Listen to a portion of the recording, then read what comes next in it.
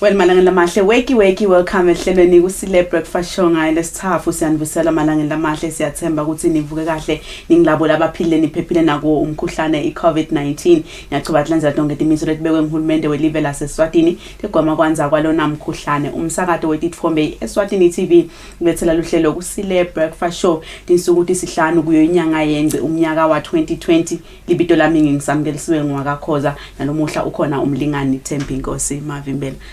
Morning. Morning Samu. Kunjani? Ngiyaphila njani wena? Ngiyaphila na. Lokuhlelo ukhonile kuphumula wena? Yeah, ngikhonile kuphumula Mavimbela. Hope na ukhonile kuphumula. Kakhulu. Sabona namhla iweather ishintshile kunayitolo. From the summer yayitolo to winter today. Ema temperatures atayanga ku ngikuba favorable la ngaphele kohla enyoka but anyways you know ukuthi iweather injalo nje namhla inje kusasa inje yeah uzele yena umbukeli ekhaya sembe ukuthi naye uphilile lapho akhona khona utawuthokoda nekuba nathi elangeni la namuhla thokotele konke lesitabe semlethela kona sethembe ukuthi konke lokushiwo ngumhlaphangene nebetempilo so lo umbukeli uyakulandzela ngeluthi lwakhona. Kunjalo malanga lamahle siyathemba sindawufokota kakhulu ukuhlasana nathi eluhlelweni lomuhla njengoba lomuhla kungesafu sabuka dona tindzaba tetempilo kakhulu kade tindzaba phathelene nawo umkhuhlane iCovid-19 njona igabanga insimbi yesithupha sayifula yona i-daily update yawo umkhuhlane iCovid-19 eqhamuka khona enhlanganweni kaMhlaba yetempilo iWorld Health Organization uthe ngabe tindzaba talo mkhuhlane time kanjani umhlaba wonke. Kanzike samusida uphinze sibe nabo betempilo bakhona lapha eveni batokhona phela ukuthi basichazele ukuthi ngabe ihamba njani tindzaba ta umkhuhlane bekunema observations bese solo siwenda kusukela kucala eliviki ngawo lo mkhuhlane age group yabo 30 to 39 for example bese solo sikhuluma ngayo ukuthi kungathi lama cases anze kakhulu khona sibe nawo ke maybe it's when I analysis maybe I get futhi maybe it could be indvule kanje it could be because maybe abantu sebabuyele emisebenzini but ke bathe bakhona ke betempilo ke batosichacha ke bona ukuthi ngabe bona nababuka on the ground bathola ukuthi yini le yenda le age group lena kube ngiyo lengathi inyuka kakhulu 7:30 vusiloko thwako semkhathile ukuthi utabe ala nathi khona ukuthi kumbe asite umbukeli nale tinye ke tindvo lethambisana nawo umkhuhlane the figures lesolo siwabona kulamalanga. Kunjalo malanga lamahle 6:03 kulesikhathi samanje sivele sikhona etitolo nasibuya netindzaba tefuthi ecalata lesuku Kusile. Good morning.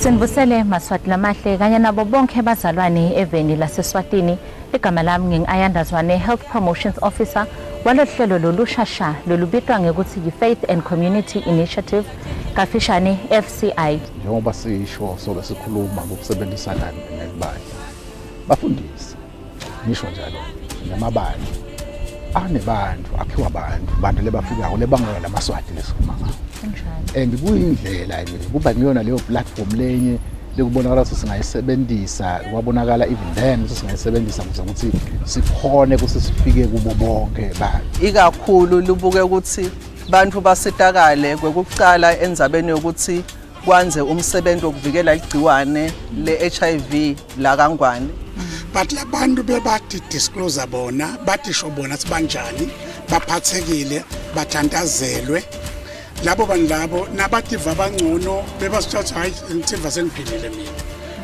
asizange ngisho kanye ndakunika nje good example sibatshela sabayekela amaphilisi namhla ke ngithe ukuthi ukhuthata indvodza into ukhuthata babe ukuthi asade isimo sakhe sengadi kumcoka ukuthi usade isimo sengadi kuze utokhombisa luthando lonalo emndenini wakho utokhombisa luthando lonalo nasemphakathini.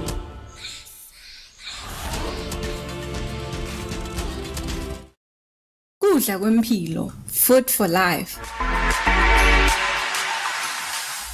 An agricultural program that shows how a farmer brings food to the nation. Agribusiness, small farm business ranging from animal keeping, soil testing, planting and harvesting, livestock business, latest farming tools, and the success stories of local farmers that has succeeded in the farming business. Sinekudla kwayo leta uphinze ukudle nasekufika isikhathi sebusika. Kudla kusemhlabathini konke lesikudingako sitathola emhlabathini. Kuyaphileka. Uvame ukuthengisa letimvuna letilungela ukuthi setiyohlala. Kudla kwempilo for agriculture and farming development on Eswatini TV with the farm boy Samgelo Villarati Samvini. Kudla kwempilo, food for life.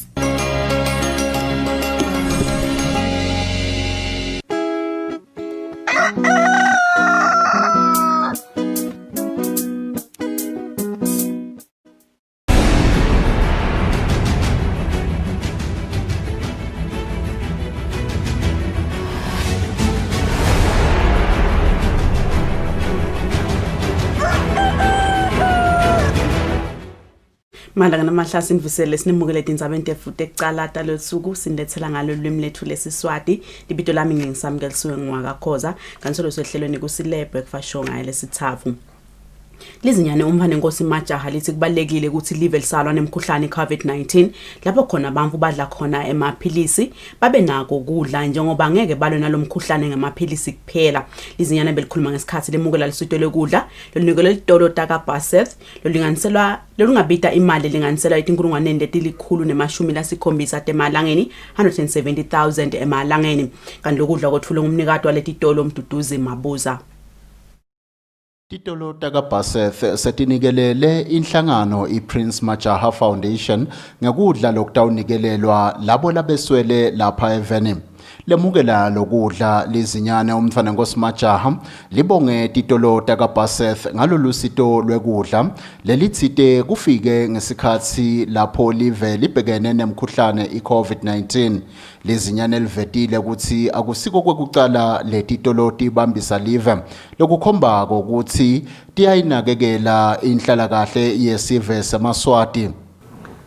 Njengoba balethena ngema-rice ngabanjiswana ke nakunemikhuhlane live nalibambisene kuyabonakala ukuthi kuba ikhona impumelelo lebonakala ukuthi bakhona labasidakalako lababonakala ukuthi nabo ba unprivileged kepha ke baka Baseth hardware bakubone kuhle ukuthi bethe phambili babambisane kanye nemankosi bethe bato donate ngema-rice njengoba nibona kulamalanga ukuthi wonke umuntu uphishanekile uhulumende uphishaneke ngawo lomkhuhlane bakamhlabuhlangene baphishaneke ngawo lomkhuhlane umhlaba wonke uphishaneke ngawo lomkhuhlane kepha ke ukuthi into lendlula ukuthi kubanjiswane kubonakala ukuthi uyagomeka lomkhuhlane nini bekunene njengoba ke nade ukuthi imikhuhlane ngeke uyincobe ngamaphilisi nakufike unathe amaphilisi kufike kube khona lokhona ethunjini njengoba ke nababambisa ngale ndlela lena nje lama-rights lawa atawusita ashintshe netimpilo abantu bakhona kusitakala banathi amaphilisi nini njengoba sibetile baka Baseth hardware bekunene. Umnikati wetitolo taka Baseth umduduzi Mabuza uthi tebanguletitolo babonela igalelo lelidlalwa ngilenhlangano yelizinyane kulekelela abantu labeswele eVeni kungako babese babona ukuthi abayihlangabete ngalokudla. Nkosi sitokwethulana naku sipho lesitawahamba nawe Nkosi siye eMaswatini lokungema-rice ema-10 kg lang 1000 nemabhontshisi ama-5 kg lang 1000. Le Nkosi sithi masibuka sihleli phansi sibona umsebenzi wakho lo msebenzi lona lo wendako uvakashela live ngalana nangalana sabuka ukuthi kulesikhathi lesi sa COVID-19 lakho nemaswati avaleleke endlini angakhona ukuphila simo sishintshile. Lizinyane litsite emakhosi ayajabula ngakubanjiswa nguletitolo taka Baseth kanti ke lokudla lokunikelwe nguletitolo kulinganiselwa emalini lengetulu kwetinkhulungwane letilikhulu ne-170 temalangeni ngetulu kwa 170,000 kubika Sibusiso Ngubane anambongwa Dube ezulwini.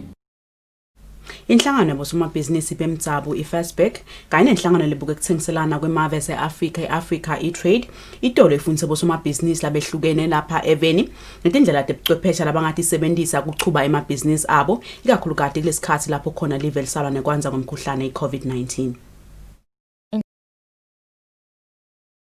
Inhlangano yabosomabhizinisi bemtsabu i-Federation of the Swazi Business Community kanye nenhlangano lebuke kuthengiselana kwemave i-Africa e-Trade lomuhla ibambe umhlangano lapho khona abosomabhizinisi bebafundiswa ngetindlela abangatisebenzisa kuthuthukisa emabhizinisi basasebenzisa tindlela tekuthengiselana nalamanye emave ase-Africa ngokusebenzisa tindlela tebuchwephesha. Lisekela lamengameli lenhlangano yabosomabhizinisi bemtsabu Hezekiel Mabuza uthi kusebenzisa tindlela tebuchwephesha kutawuletha intuthuko kubosomabhizinisi nekuthi nabo bakhone kutiphilisa kangcono. Good, some of the other businesses are not taking off past COVID-19 as we speak now. So la kule e-trade utakhanda ukuthi soyathola ama-opportunities la khona longakhona ukuthi wa-trader emaveni ngoba kukhuluma ngawo onke lamava ase-Africa. So ngendeka ukuthi na uklikha kuleli vele lokhande ukuthi kukhona lokuvele lokukhanza ukuthi kuyi-product longakhona kuyenda. Umcondzisi wenhlangano lebuke kuthengiselana nalamanye emave Treasure Maphanga uchaze kabanti ngekuthi lolu hlelo lutawusita njani waveta nekuthi bosomabhizinisi ikakhulu labancane batawukhona ukusebenzisa letindlela leti kusaphethuke umkhuhlane i-COVID-19. Changing the mindset itawusita lokuthi uma ngusomabhizinisi ureviewe i-business plan yakho ngoba mhlawumbe itolo bothengisela bantu la kangwane kuphela. Le platform itawusita ukuthi ukwende lokho kodwa itawuphindze futhi ivule amathuba. Kusebenzisa tindlela tebuchwephesha kutawusita ukuthi bosomabhizinisi bakhone kufinyelela kuwo onke emave bakhone kuthola ibhizinisi yekutiphilisa.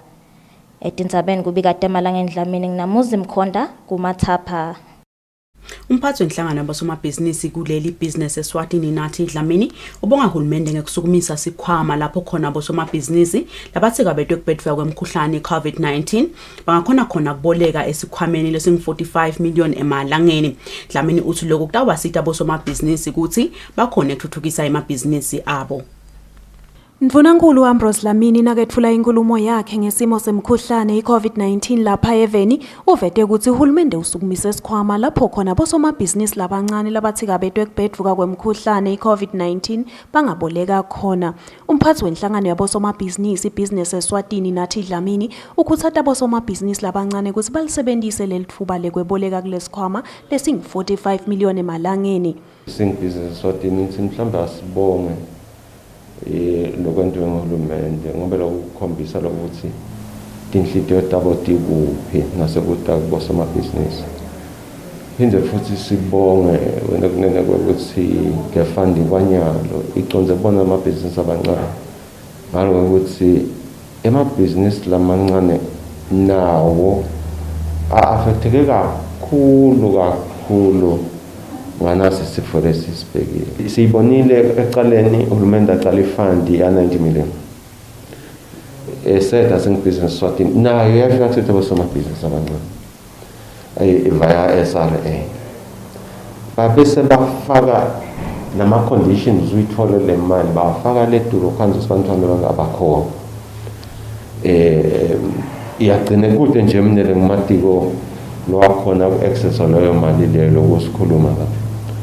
Lokunyaka seqhamuka 45 million. Ngento ngiyathemba ukuthi uhulumende utawenda ukuthi kube easy lokuthi bakhona lokufikela kule mali leyo. Dlamini uchaze ngemitamo lenhlangano leyendako kwelekelela hulumende kufukuleni umnotfo welive. Ikhona le program ma-cottage industries esiqalile ukuthi asiye tinkundleni. Sisebenzise ema-textile kuqala what you call ema-cottage factories Ngekwesekela bosomabhizinisi labancane uhulumende wetama kufukula umnotfo welive njengoba indvune yelitiko letemafa Neil Rickenback ibike ukuthi sikhebesi kumaphakelo etimali eminyaka wa 2020-21 kubhekeke ukuthi sikhule sifike kuloku siphohlongo nengcenye ekhulwini 8.5% kulomnyaka kunaloko bekubhekekile nabenta emaphakelo etimali lomnyaka lokungu 4.7%. Etindzabeni te-Eswatini TV kubika Nelsiwe Ndlangamandla ngina Nelsiwe Simelane Babane. Lisekela lalobuke timali enhlanganweni yabosomabhizinisi labasetichinzini Edward Masilela uthi kusolakala kwetimali nelwati mayelana nemkhuhlane COVID-19 ngona kuyinkinga lebanga ukuthi bosomabhizinisi labasetindzaweni letisemakhaya bakhona ukulandzelela kahle imigomo lebekiwe yekuvikela kwanza kwemkhuhlane i-COVID-19. Mvunankulu Ambrose Dlamini enkhulumeni yakhe lephathelene nekwatisa sive ngemkhuhlane ye-COVID-19 uvete ukuthi bosomabhizinisi labasemakhaya solobane bulukhuni bekulandzela imigomo yekuvikela lo mkhuhlane. Benhlangano lebuke bosomabhizinisi labasetichinzini commercial lamadoda bathi inkinga lekhona bosomabhizinisi labancane labasemakhaya bete kahle timali. Edward Masilela lolisekela lolubuke timali kule nhlangano uthi lokhu kubangelwa ukuthi ibhizinisi ayihambi kahle njengoba kude inzuzo lengakanani labayendako ngekubhedvuka kwalomkhuhlane. Lama law enforcers asebenza lamadolobheni kuphela. Lemakhaya kude ama law enforcers labuka ukuthi vele lokhu kuyagcineka yini kuyagcineka. Ngilabo inspectors sebaphumile lasabakhuluma. Nathi silibambisene nelive ukuthi nobutaka kanjalo sike koma committee ngokuthi lesifo lesivele siyabulala sine sesivile siyafuzisa la ngaso nathi ukuthi abantu abathiphathe kanjani bangasivikela kanjani. Uhulumende besibukile phela uhulumende sibhekile ukuthi uhulumende ikakhulu lemakhaya vele nale finance njengoba lesifo lesishaye yonke into bantu kude imali ala mabhizinisi lemakhaya hamba kancane kakhulu. Umthetho awusho ukuthi bawungadi uyaqolela. Sithi nabo somabhizinisi siyabanxusa njalo ukuthi bonke bosomabhizinisi bethu aba-comply nemithetho yekuvikela lesifo lesihlasela umhlaba kangaka. Litiko letemabhizinisi nekuthengiselana ngekubambisana netinhlangothi letifaka ekhathi libandla leliphungate ihlakalo emaphoyisa nebaphathi betifundza lihlole emabhizinisi langu 1300 lesolo kungileminye yemetamo yekuqinisekisa ukuthi sive siphephile kulomkhuhlane. Etindzabeni kubika Sondomlangeni Nanelsiwe Simelane eMbabane. Inkundla yaseligongolweni iseyinikelelwe ngekudla kwemakhala ngama-40 kanti lokudla kunikelelwe live leChina sihlenge seTaiwan. Inkampani iSwaziland Oil Mill Industry kanye nenkampani Southern Trading lomuhla inikelele emalunga eParlamente ngekudla okutawumekiswa kubamhle beswele etinkhundleni. Lobekamelele letinkampani Daniel Shabang uthi lokuyimvo labahlale bayenda kepha nyalo babona kumcoka kakhulu kusita sive semaswati kusabhedvuke umkhuhlane i-COVID-19 nekuthi bayethemba ukuthi lokudla kutawufinyelela kubo bonke labaswele. Tibambisene letinkampani tinikela nama food parcels to the elderly member of parliament committee ukuthi ngekubona kwabo itawubuka le committee ukuthi nguphi lapho ihlasele kakhulu khona indlala bese nge discretion yayo iyahamba imikisa lapho ibona khona. Sithi asinikele lokudla akusiko ke kweqala. I think nje kule crisis sesinikele ngaba ngu-400,000 i-combined effort yaleti nkampani letimbili. Loku ingcenye yaloko lesikubuyisela esiveni kule simo lesinjengalesi. Sihlalo welikomiti lemalunga eParlamente lebabuke umsebenzi wekusita abantu labadzala Musamabuza ubonge kakhulu letinkampani ngalolusito njengoba emaswati lamaningi atawusitakala wachaza nekuthi lokudla kutawutfolwa ngubani. This food lokulamba kwami kutawuhamba kuyetindzaweni entehlukene from different constituencies la Kangwane. Sitawucala nje sihlale phansi si-executive sibuke ukuthi ngitiphi tindzawo lokukhanza khona ukuthi tinanama challenges la khona. Then collectively as members of parliament sitawuhamba siletindzaweni siyokudistributa khona. Lokunye ke nokubonga inkosi Mswati wesithathu ukuthi isilethele bosomabhizinisi labafana njengabosombi because ngibo labo mabhizinisi badzinga vele Kangwane. Lesitawukhanza sibakhona kusibambiza nje kunesimo lesinje. so siyacela ke nasesiveni naletinye tinkampani ukuthi tiphonse nato tisivivaneni. Sekayenga ku-347,000 emaswati lasitakele ngekudla elihlelweni lwahulumende lokubambisa emaswati laswele kudla kulesikhathi kubhedvuke umkhuhlane i-COVID-19. Etindzabeni kubikade Emalangeni Dlamini nginamuzi Mkhonda kumathapha. Sesitawulala behle butfongo sive sasefusini enzaweni yasemachobeni kulandzela ukuthi libandla lelibuke kufaka emanti emakhaya e-rural water kanye libandla leliphunga tehlakalo lisukumise umsebenzi wekulungisa injini yemanti kulendzawo. Mamba uthi kulandzela kubhedvuka kwemkhuhlane i-COVID-19 levita kutsi kuhlandeka kuhanjiswe embili kuze lo mkhuhlane utogwemeka. Hulumende utfumele libandla kutsi ligijime ngalamakhulu emagonso etindzabeni tekufaka emanti lahlobile emimangweni. Mamba uthi baneluhlelo labasebenzisana khona nebaka rural water lekhona balungisa tingwedle temanti talo lonke luhlobo emimangweni. Uthi sive sasefosini siyingcenye yemimango leseyitfola lolusito. Lapho asisite rural water with the help lasinike yona nathi hulumende ngokuthi si provide the essentials naletinto tekusebenta kude bakhone kuyilungisa leyo bohol. Hulumende ke ube sokuthatha ukwenta inzima yakhe lokuthi alungiswe nalawo mabhohol lango atotholakala emanti emakhaya abantu batokhona kugeza tandla ngensipho kulesikhathi se-COVID. Akhulumela abakashiselweni rural water Ntsethelelo Dlamini longumagesane uthi noko bete kahle emathulusi ekusebenta kanye netimoto letanele tekufika emimangweni leyeswele emanti kodwa bayachubeka nekutikhandla kuhlangabeta sive semaswati saseshiselweni ngekulungisa tindzawo lapho batfola emanti khona. Rural water sitela peshiselweni endzawini yasefosini sitawulungisa iphambi yethu la yesive sefosini le nenkinga yokuthi iyatripha. Inkinga lekhona ke itholakele nyalo lapha khona kusifeki masikuthenge bese kube Sihlalo wefosini water project Meshek Macu uthi ubonga hulumende libandla lekuphunga tehlakalo kanye nebaka rural water ngekusukumisa lo msebenzi wekulungisa le pump njengoba impilo imadima batikhanze sebaphoceleleka ukuthi badle emanti asemfuleni lapho khona kunathela tinkhomo.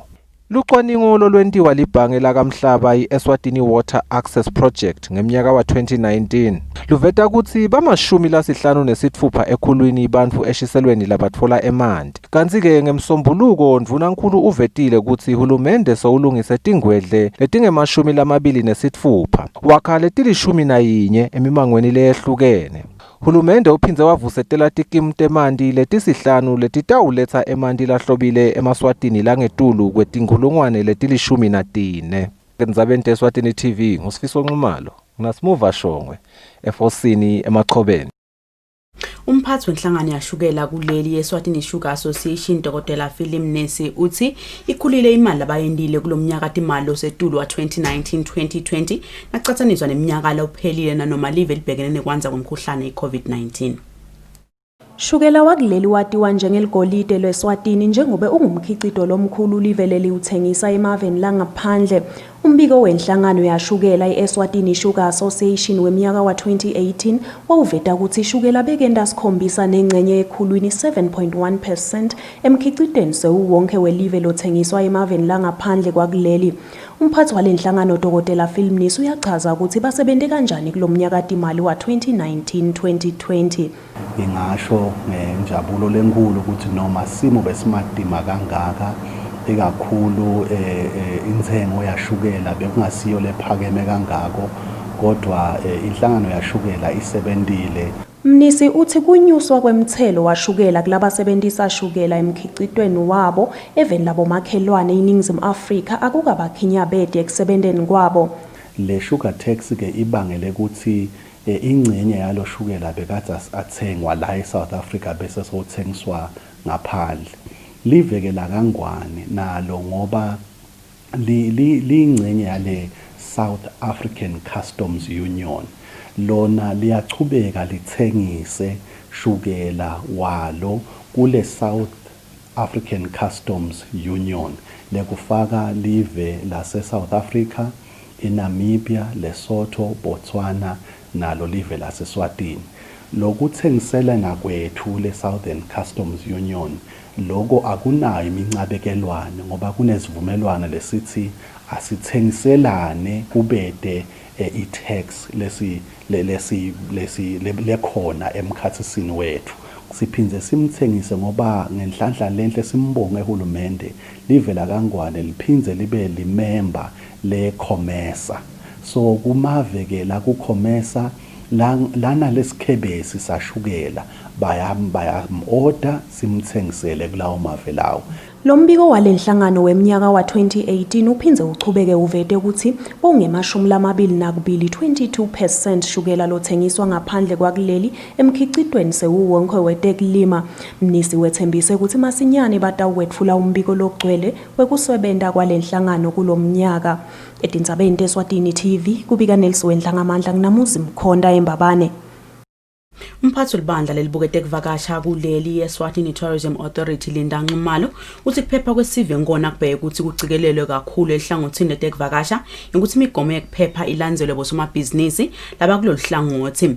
Nxumalo bekakhuluma emhlanganweni wekufundisa tinhlangothi letitsinzekako kutekuvakasha esifundeni sakaManzini lobobanjele hotela le The George. Libandla lelibukete kuvakasha kuleli libambisene nelitiko letempilo solo liyachubeka nekufundzisa labatsinzekako ehlangothini lwetekuvakasha ngemigomo lekubheke ukuthi ilandzelwe yekuvikela kwanzwa komkhuhlane we-COVID-19. Leli bandla selisesifundeni sakaManzini lapho umphathi welibandla letekuvakasha Linda Nxumalo avete khona bomcoka bekulandzelwa kwalemigomo. Nxumalo uthi lolu hlangothi kude inzuzo leliyendile lonyaka lokubangwe kubetfuka kwalomkhuhlane. Hlanganele ukuthi sitobukisana nama guidelines sibuke ukuthi le ndzaba yekuphepha sitayi-aplya njani etindzaweni tekuvakasha. Umuntu kenyelo nakahamba avakasha uba nako ukutibuta engqondweni yakhe singabe kuphephile yini la ngiyakhona. So nakuleli customer nalo libhekile ukuthi liphatheke ngendlela yekuphepha nalo muntu ke lophethe leyo ndzawo lo mnikati wale ndzawo naye kumcwasa hambise embili kuphepha. Umphathisifundza wakaManzini umfana Nkosgija uthi lolu hlangothi lwetekuvakasha lungafukulwa kucinisa tekuphepha isigabeni sekuthi kubede bucala. We maintain a good strong cultural values that promote peace. The country must have peace and we are happy this country does have peace. We just need to stand together and promote it. What supports tourism industry? Or the other thing that we need to educate the people of this country on the meaning, the value and the benefits of tourism. Dube welitiko letempilo uthi litiko letempilo litobambisana nelitiko letekuvakasha kucinisekisa kuphepha kwebantfu. Dube uthi netibi letingaba nebungoti kubheke ukuthi tilahlwe ngekulandzela imigomo lebekiwe. Kunemthetho lo guide letibi letifana leti sifanele siphatheke kanjani. Lo mthetho kuyasho ukuthi letibi leto lomgqoma noma nomdustbin wakho kufanele sibe neplastic leletik le red lekhombisa ukuthi leti tibi tiyingoti. Ngekusho kwembiko lo wakhishwa yindvuna yelitiko letekuvakasha Moses Vilakati waveta kwekuthi live laseSwatini lilahlekelwe yimali lenganga 200 million emalangeni kulolu hlangothi lwetekuvakasha ngesizatfu sekubhedvuka komkhuhlane i-COVID-19. Etindzabeni kubika Sondomlangeni naNelsi Wesimelane kaManzini.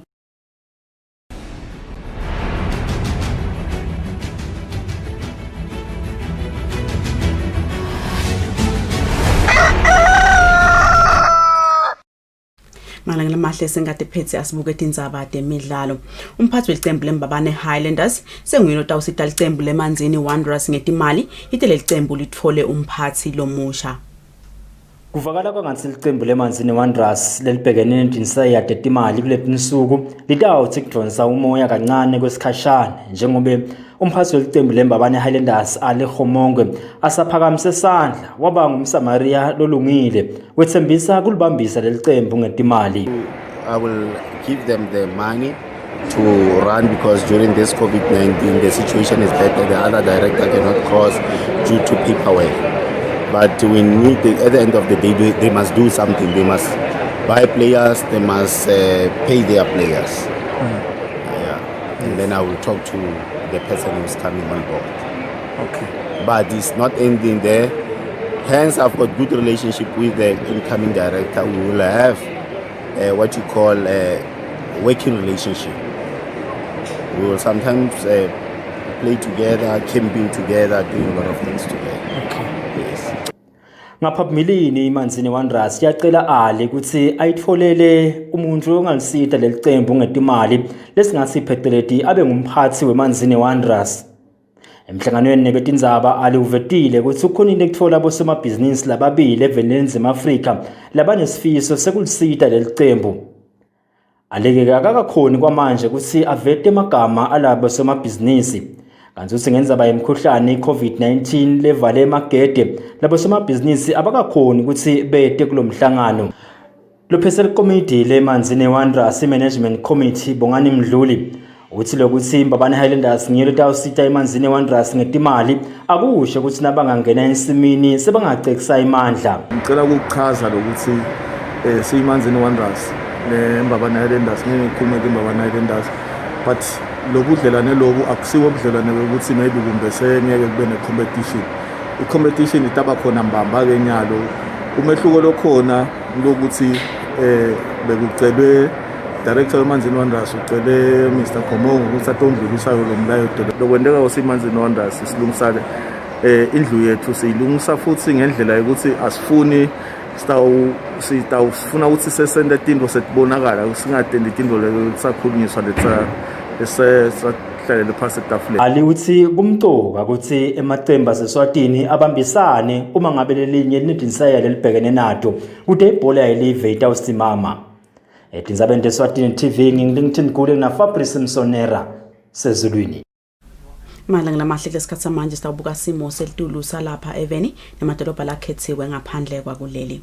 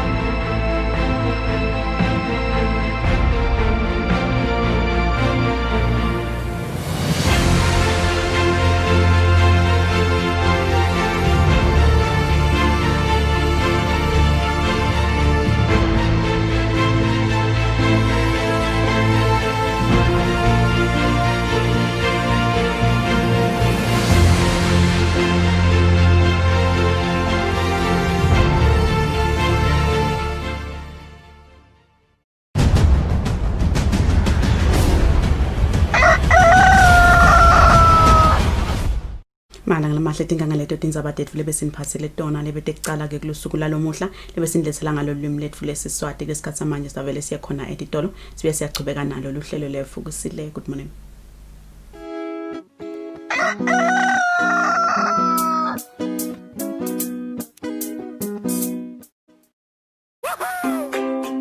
Pay your TV license quickly and easily with MTN Momo. Simply dial *007 *3# and select option 8 for TV license. Enter your national ID number as your reference and the amount you wish to pay. Then enter your PIN to confirm your payment. Once your payment has been made, you'll receive a confirmation SMS of your payment. If you're a first-time payer, you get another SMS for your TV license. So legalize your entertainment from the comfort of your home. Pay your TV license the easy and convenient way with MTN Momo. Everywhere you go, MTN.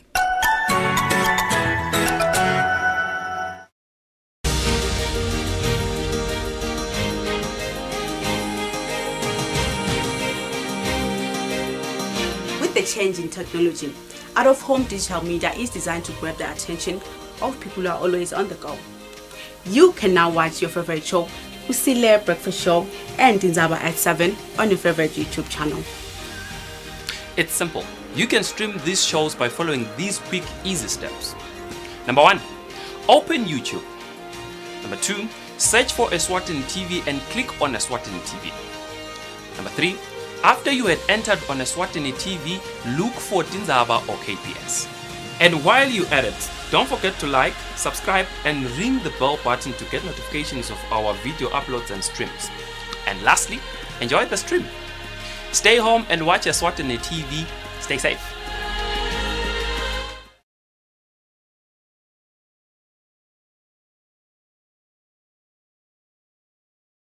Healing, hope, restoration.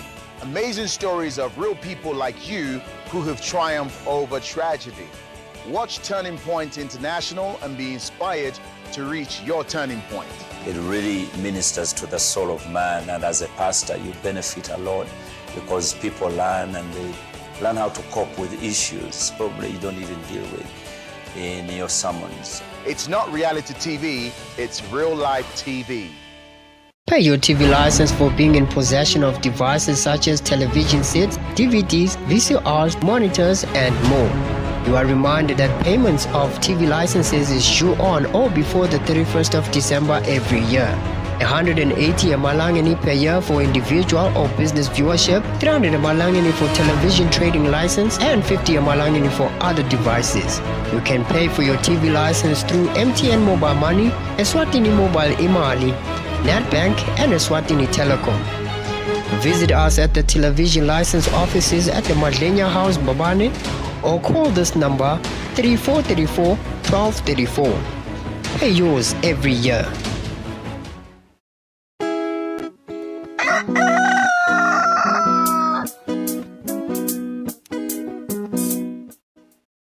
Mbukeli senguye ke 24 minutes to 7 sesitholile ke indzaba sesivela ukuthi liveli menjani ngelanga indvuna yetempilo ihlale iletha umbiko ukuthi ngabe kuhamba kanjani ngetindzaba tawo umkhuhlane iCovid-19 umbukeli ke utawo nangabe bekabukele tindzaba yitolo noma kumbe alandzelela tindzaba nje tetempilo yitolo utawathi ke lokuthi indvuna imemetele ke lokuthi sesinyukile samitolo kungeteke ama cases abantu labang 18 sesinema cases la 2856 yaqhubeka yakhula ama cases ethu lapha even yeah kunjalo mavembela with a total of 228 results la foliwe itolo 18 sidena sabona some of lama results itolo kwathiwa at ngathi le nombolo seyehlile kunalabo 100 and banibani nalabo 60 banibani lesolo sibafola for the past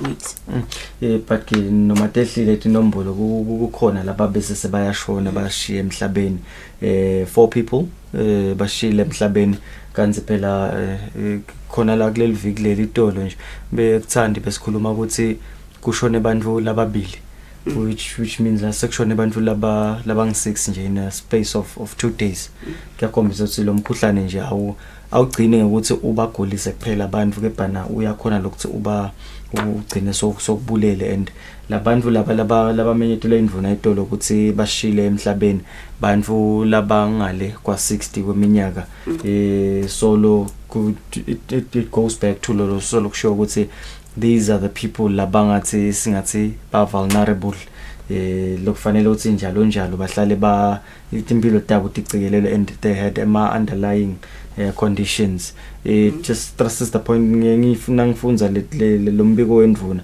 uya bese soyacwayisa esamo lokuthi dinakekele kanje na umuntu hamba esibhedlela utihlola impilo yakho udle nokudla lokungiko kuze ukuthi isimo sakho sempilo sitabangileso lesicishe sikahle uniketela amasotsha emtimba lawo manangu lawo maseko lewathi ngakho yeah sisolo itiko letempilo nayo uhulumende olivela seSwatini uyacayisa amavimbela ukuthi asibanakekele kakhulu ngibo bantwana ngibo bantu labadzala sibanakekele kakhulu kulesikhathi lesawo umkhuhlane iCovid-19 maybe now just take a look at ukuthi ema case ame kanjani lapha even la seSwatini looking at active cases it's now 1531 bantu labanawo umkhuhlane iCovid-19 lapha even at this moment bantu lesebaluleme ku umkhuhlane it's 1258 akajabulisa amavimbela kubona ukuthi at least bamvu baya recover bamvu bakhona ku recover umkhuhlane iCovid-19 ngoba kunalabane labangetekile elangeni la itolo labashile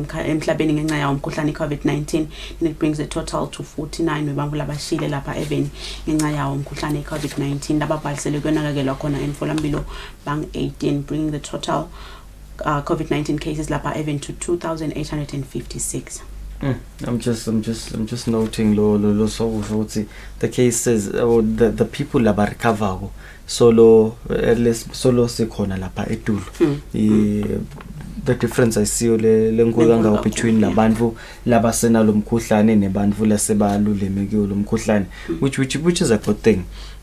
Kutawusita nalokuthi if more people ba recover baphuma kutawukhona ukuthi nale etibhedlela ingabi baningi bantu labatawudzinga lokuthi bahlaliswe etibhedlela because siyayathi ukuthi health system yethu angeke seyikhone kumbe kucopa kuthiwe nje bonke labantu labangaka recover bu 2000 basesibhedlela asathi ukuthi labanye bangabekwa kuphi ke because nasikhumbula elubonjeni nakhona there's a very limited number of people labangakhona ukuthi bathatheke khona kanjalo nasemavuso uyabona khona the spaces are limited so kuyadzinga lokuthi those people belashwe babile emakhaya belashwe babile emakhaya and kuyasita it's among it's encouraging lokuthi ministry ya health nabo bonke labasebenzako phasi labafakazi bodokotela nabo nurse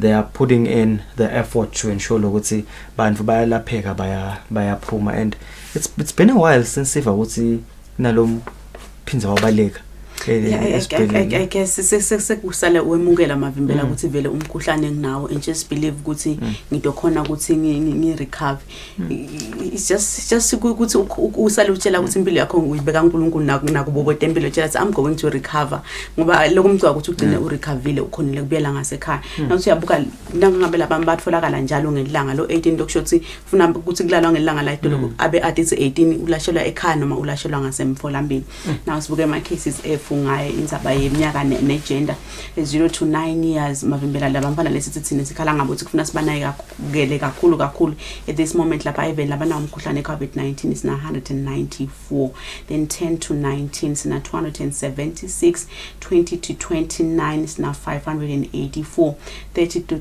39 le age group lo lokhala ngayo mavimbela it's 818 ngiyo lengathi ihamba embili ebambini labafolakala ukuthi banawo umkhuhlane iCovid-19 40 to 49 501 50 to 59 307 60 to 69 sinabamle kufuna ukuthi siqhubeke sibanakekele kakhulu 116 70 to 79 43 then 80 kuya 80 weminyaka kuya eTulu sina 17 bring the total to 2856. I'm just looking some lapha kulo na uqala nje ku 60 uya lapha ku 80 if ungahlanganisa inombolo dala abantu labo boy 3 bese sothi qathanisa nalo 30 to 39 still abafiki they're just far less than that.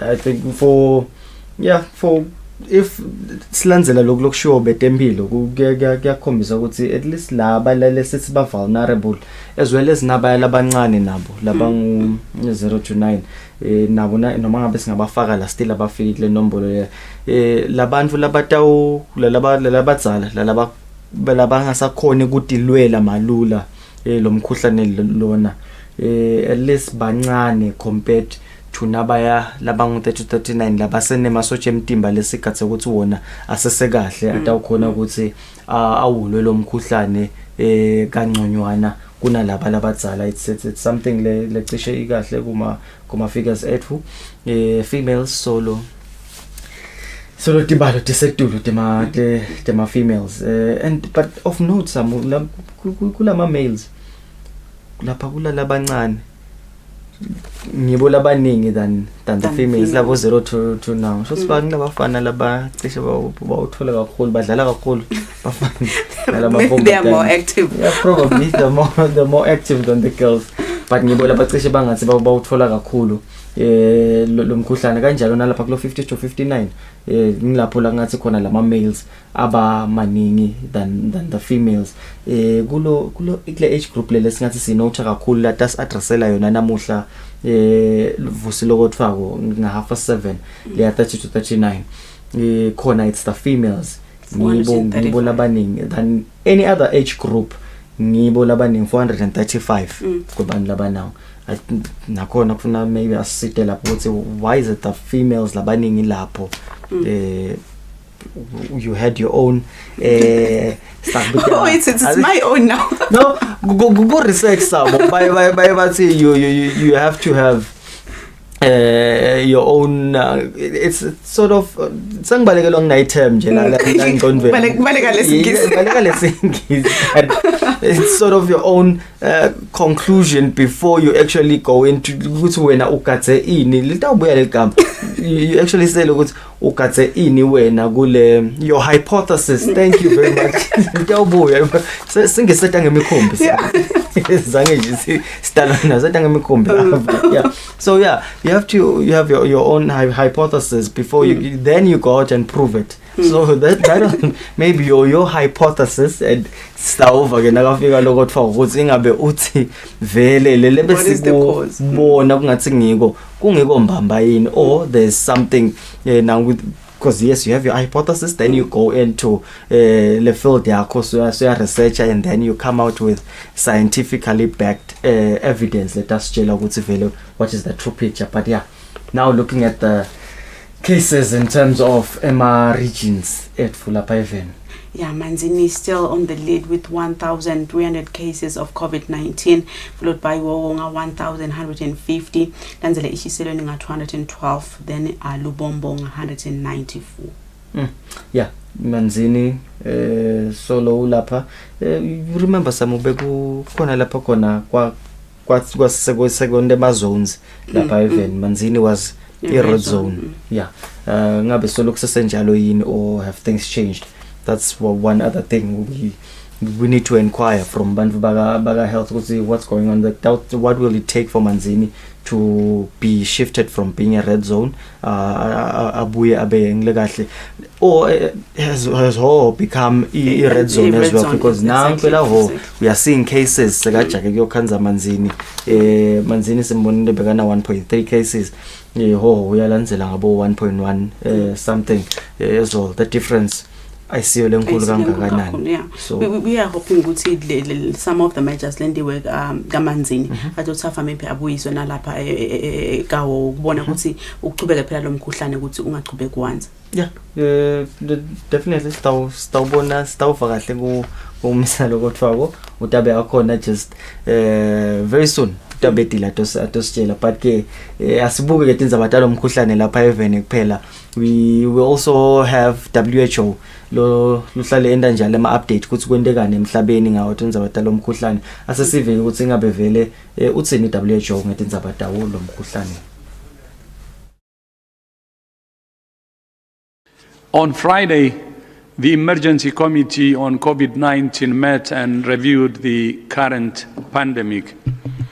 It was a sobering moment coming 6 months on from when the committee advised and I agreed that the outbreak constituted a public health emergency of international concern. At the time, 30th January, there were fewer than 100 cases and no deaths outside of China. When the committee met 3 months ago, 3 million cases of COVID-19 had been reported to WHO and more than 200,000 deaths.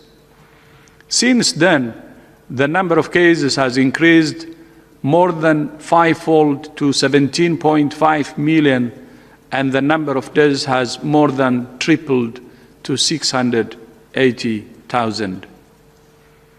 In addition to the direct toll COVID-19 is having, the committee noted the health impact that disrupted services are having on a range of other diseases. That compounds what we already know about reduced immunization coverage, cancer screening and care, and mental health services. A survey of responses from 103 countries between mid-May and early July found that 67% of countries report disruption in family planning and contraception services. More than half of countries reported disruption in antenatal care services, and more than a third of countries reported disruption in childbirth services. On top of the health impact, we have seen the damage COVID-19 has caused socially, economically, and politically. The committee put forward a number of recommendations for countries to continue to implement to bring the virus under control. These range from sharing best practice to enhancing political commitment and leadership for national strategies and localized response activities driven by science, data, and experience. We know from serology studies that most people remain susceptible to this virus, even in areas that have experienced severe outbreaks.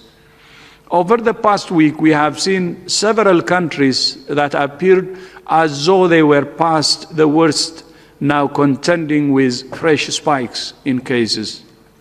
However, we have also seen how some countries, regions, or localities that had a high number of cases are now bringing the outbreak under control. It's not easy, of course. Strict measures may cause their own problems for delivery of essential health services, the economy, and societies overall. The committee acknowledged that member states have tough choices to make to turn the epidemic around. But they were also clear that when leaders step up and work intensely with their populations, this disease can be brought under control. We learn every day about this virus, and I'm pleased that the world has made progress in identifying treatments that can help people with the most serious forms of COVID-19 recover. The committee recommended that countries engage in the access to COVID-19 tools, ACT Accelerator, participate in relevant clinical trials, and prepare for safe and effective therapeutics and vaccine introduction. A number of vaccines are now in phase 3 clinical trials, and we all hope to have a number of effective vaccines that can help prevent people from infection. However, there is no silver bullet at the moment, and there might never be. For now, stopping outbreaks comes down to the basics of public health and disease control: testing, isolating, and treating patients, and tracing and quarantining their contacts. Do it all. Inform, empower, and listen to communities. Do it all. For individuals, it's about keeping physical distance, wearing a mask, cleaning hands regularly, and coughing safely away from others. Do it all. The message to people and governments is clear: do it all. And when it's under control, keep going. Keep strengthening the health system. Keep improving surveillance, contact tracing, and ensure disrupted health services are restarted as quickly as possible. Keep safeguards and monitoring in place, because lifting restrictions too quickly can lead to a resurgence. Keep investing in the workforce and communicating and engaging communities. We have seen around the world that it's never too late to turn this pandemic around. If we act together today, we can save lives. We can save livelihoods if we do it all together. This week, we're also launching a mask challenge with partners from around the world, and we're encouraging people to send in photos of themselves wearing a mask. As well as being one of the key tools to stop the virus, the mask has come to represent solidarity. Like the Safe Hands and Healthy at Home challenges, we're going to be spreading further positive messages about how everyone has a role to play in breaking chains of transmission. If you're a health worker, a frontline worker, Wherever you are, show us your solidarity in following national guidelines and safely wearing a mask, whether caring for patients or loved ones, riding on public transport to work, or picking up essential supplies. As well as hand sanitizer, I carry a mask with me all the time and use it when I am in places where there are crowds. By wearing a mask, you're sending a powerful message to those around you that we are all in this together. Wear a mask when appropriate. Keep your physical distance from others and avoid crowded places. Observe coughing etiquette. Clean your hands frequently, and you will be protecting yourself and others. Do it all. One of the areas that we have been continuing to study is the origins of the virus that causes COVID-19. The WHO advanced team that traveled to China has now concluded their mission to lay the groundwork for further joint efforts to identify the virus origins. As a result of these efforts, WHO and Chinese experts have drafted the terms of reference for the studies and program of work for an international team led by WHO. The international team will include leading scientists and researchers from China and around the world. Epidemiological studies will begin in Wuhan to identify the potential source of infection of the early cases. Evidence and hypotheses generated through this work will lay the ground for further longer-term studies. Finally, this week is Breastfeeding Awareness Week. As we have seen again and again, standard public health measures are often the most effective. This week is Breastfeeding Awareness Week, and we're reiterating the importance of breastfeeding, which has life-saving benefits for babies and families. At the time of COVID-19, especially when there is disruption of health services, WHO recommends that mothers with suspected or confirmed COVID-19 should be encouraged the same as all other mothers to initiate or continue to breastfeed. Mothers should be counseled that the many benefits of breastfeeding for newborn babies and children substantially outweigh the potential risks for COVID-19 infection. Mother and infant should be helped to remain together while rooming in throughout the day and night, and to practice skin-to-skin contact, including kangaroo mother care, especially immediately after birth and during establishment of breastfeeding, whether they or their infants have suspected or confirmed COVID-19. I thank you. Nguye umqondisi jikelele wakhona ehlanganweni yakamhlaba yetempilo iWorld Health Organization asinika yona i-daily update yawo umkhuhlane eCovid-19. Mavimbela solo uyagcizelela indzaba ye-solidarity, uyagcizelela indzaba ekulandzelela yona lemitsefulo solokukhulunywa ngayo, sigcoka imask, geza tandla njalo, social distancing. Solo kunetimvo lekufanele ukuthi lesolo tigcizelela solo umkhuhlane eCovid-19 wacala. Yeah, on the part betempilo khuluma indzaba solo from the beginning solo khuluma about tracing, testing, isolating. Nalo timbo khuluma ku the general public ukhuluma ngendzaba yokuthi get tandla, sanitize, kufakwe ama mask, you know the works. Solo letinvo atikashinji. Solo chaza kona there is no vaccine at the moment. So lesingathi sita ngako nje noma umvula ngathi sita ngako asekhaya kuletinvo leto nje geza tandla, fake mask, lokunye lokunanga akusiyo lokuna cause some lokunye lokubalekile. Nangabe lo muntu unalo mkhuhlane wena ufake imask, wena uyatigeza letandla noma ngakhohlela imphosa kufa endeni, wena wendele social distancing as well. There is no way lo tayitfola ulapha nayo mina wena ude but utifikele wenda lo lokusho WHO angeke uzothole na ucoca nicetse aphuma hambe. So kuta ukhona lokusuvikeleke nawe nawunako utifakelele mask yakho akukhona ukuphuma kuvalelekile uyathimula uvalile ngemask yakho so vele that is just the basic measure lesingayithatha nje sibantu nomuntu wahlele ekhaya that's the basic measure la ngayithatha nje geza tandla takho faka imask yakho distance yourself from people bangamane bathi you are antisocial but distance yourself from people ungaze uthole na umkhuhlane lokunyela kushida mavimbela nyo inzaba yekuzama kuhlala nalikhambi yasho ukuthi maybe seku phase 3 sibonile khona base Oxford bamemethela ukuthi phase 2 so phele sebaqala phase 3 we are hoping ngoba phase 3 base ngilaka ubonakala khona ukuthi vele liyaphuma invele lelikhambela lokuthi lo mkhuhlane COVID-19 welapheka indiwe nase eNingizimu Africa aqalile khona ema trials nakhona sebaku phase 3 we are hoping yeah we're just hoping ukuthi samuta uvela masinyane lelikhambi because nawubuka the figures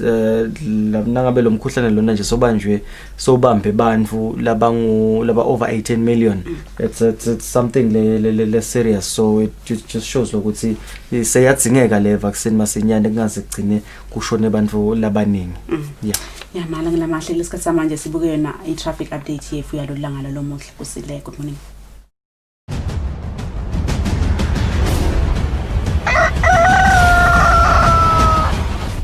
Anguvusele mbukeli welihlelo nanamhla ekuseni ngalokufinyetiwe asibuke imigwaqo lemikhulu nemadolobha lamakhulu evene Eswatini sicala ngalo lidolobha lelikhulu eMbabane tiba netemgwaqo letilapha eceleni kwegalaji la petrol lapha engine nawuhamba ngestaladi lesingisozisa atiuveti umbala lomthubi diveta nje loyo lobovu siyabakhuthatha ke bashayeli kuthi awasinaka neni asishayele ngalokucula ukucophelela sisasonzela kuleso sigaba kanjalo nalapha phansi kumathapha eceleni kwase Star Paint nawuphuma egalaji la petrol la Total noma ke uchamuka lapha eOld CTM naleto dibane leto ke atuveti umbala loluhlata kubashayeli ke lokho akube insaye yasende isiqiniseko sokuthi usaya kuwo mahlangana ndlela liso lakho liyawubangilelo lelikhaliphile kanti ke lidolobha la kaManzini liyahambeka kungaba ukukhumbuta nje emshayeli ukuthi awu lidolobha na ungena khona uqhamuka ngakhona lapha ke lele emgwaqweni wethu MR3 loyo mgwaqo loyo solo uyakhiwa lekubanga ukuthi linani letimoto lelingena khona kaManzini libe ngilelo lelisedulu kulandzela ukuthi umgwaqo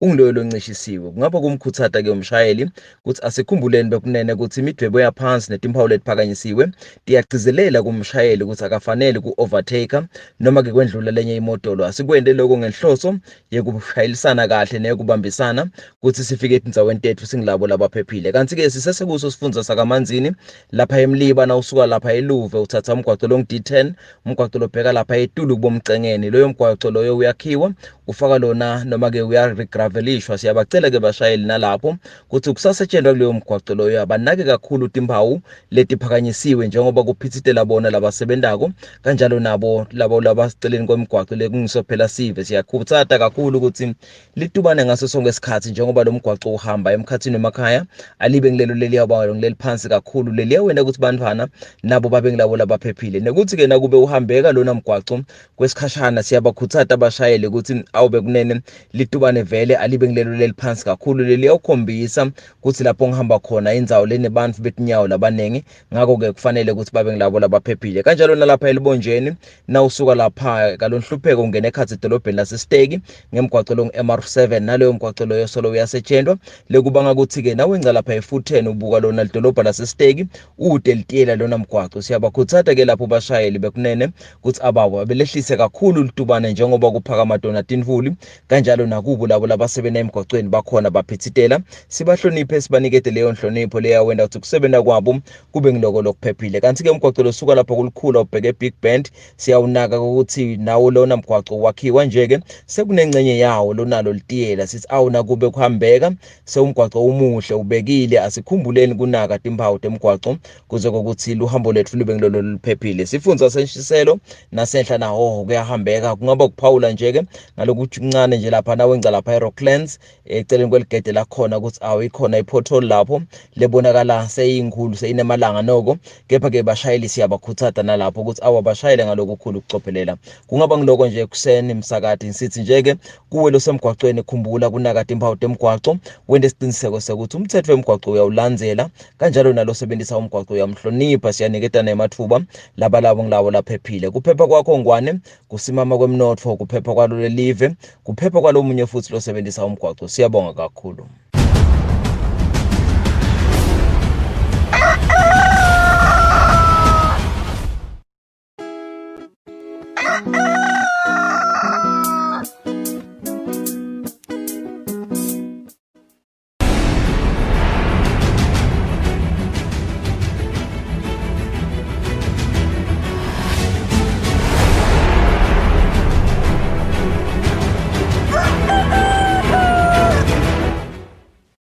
Malanga namahla siphindze sindivusele sinemongele tindzaba entefuthi esibili italo lusuku solo sindethela ngalo lulwimi lethu lesiswati libito lami ngingisamkelisiwe ngwakakhoza kansolo kulolu hlelo Kusile breakfast show ngaye lesithafu.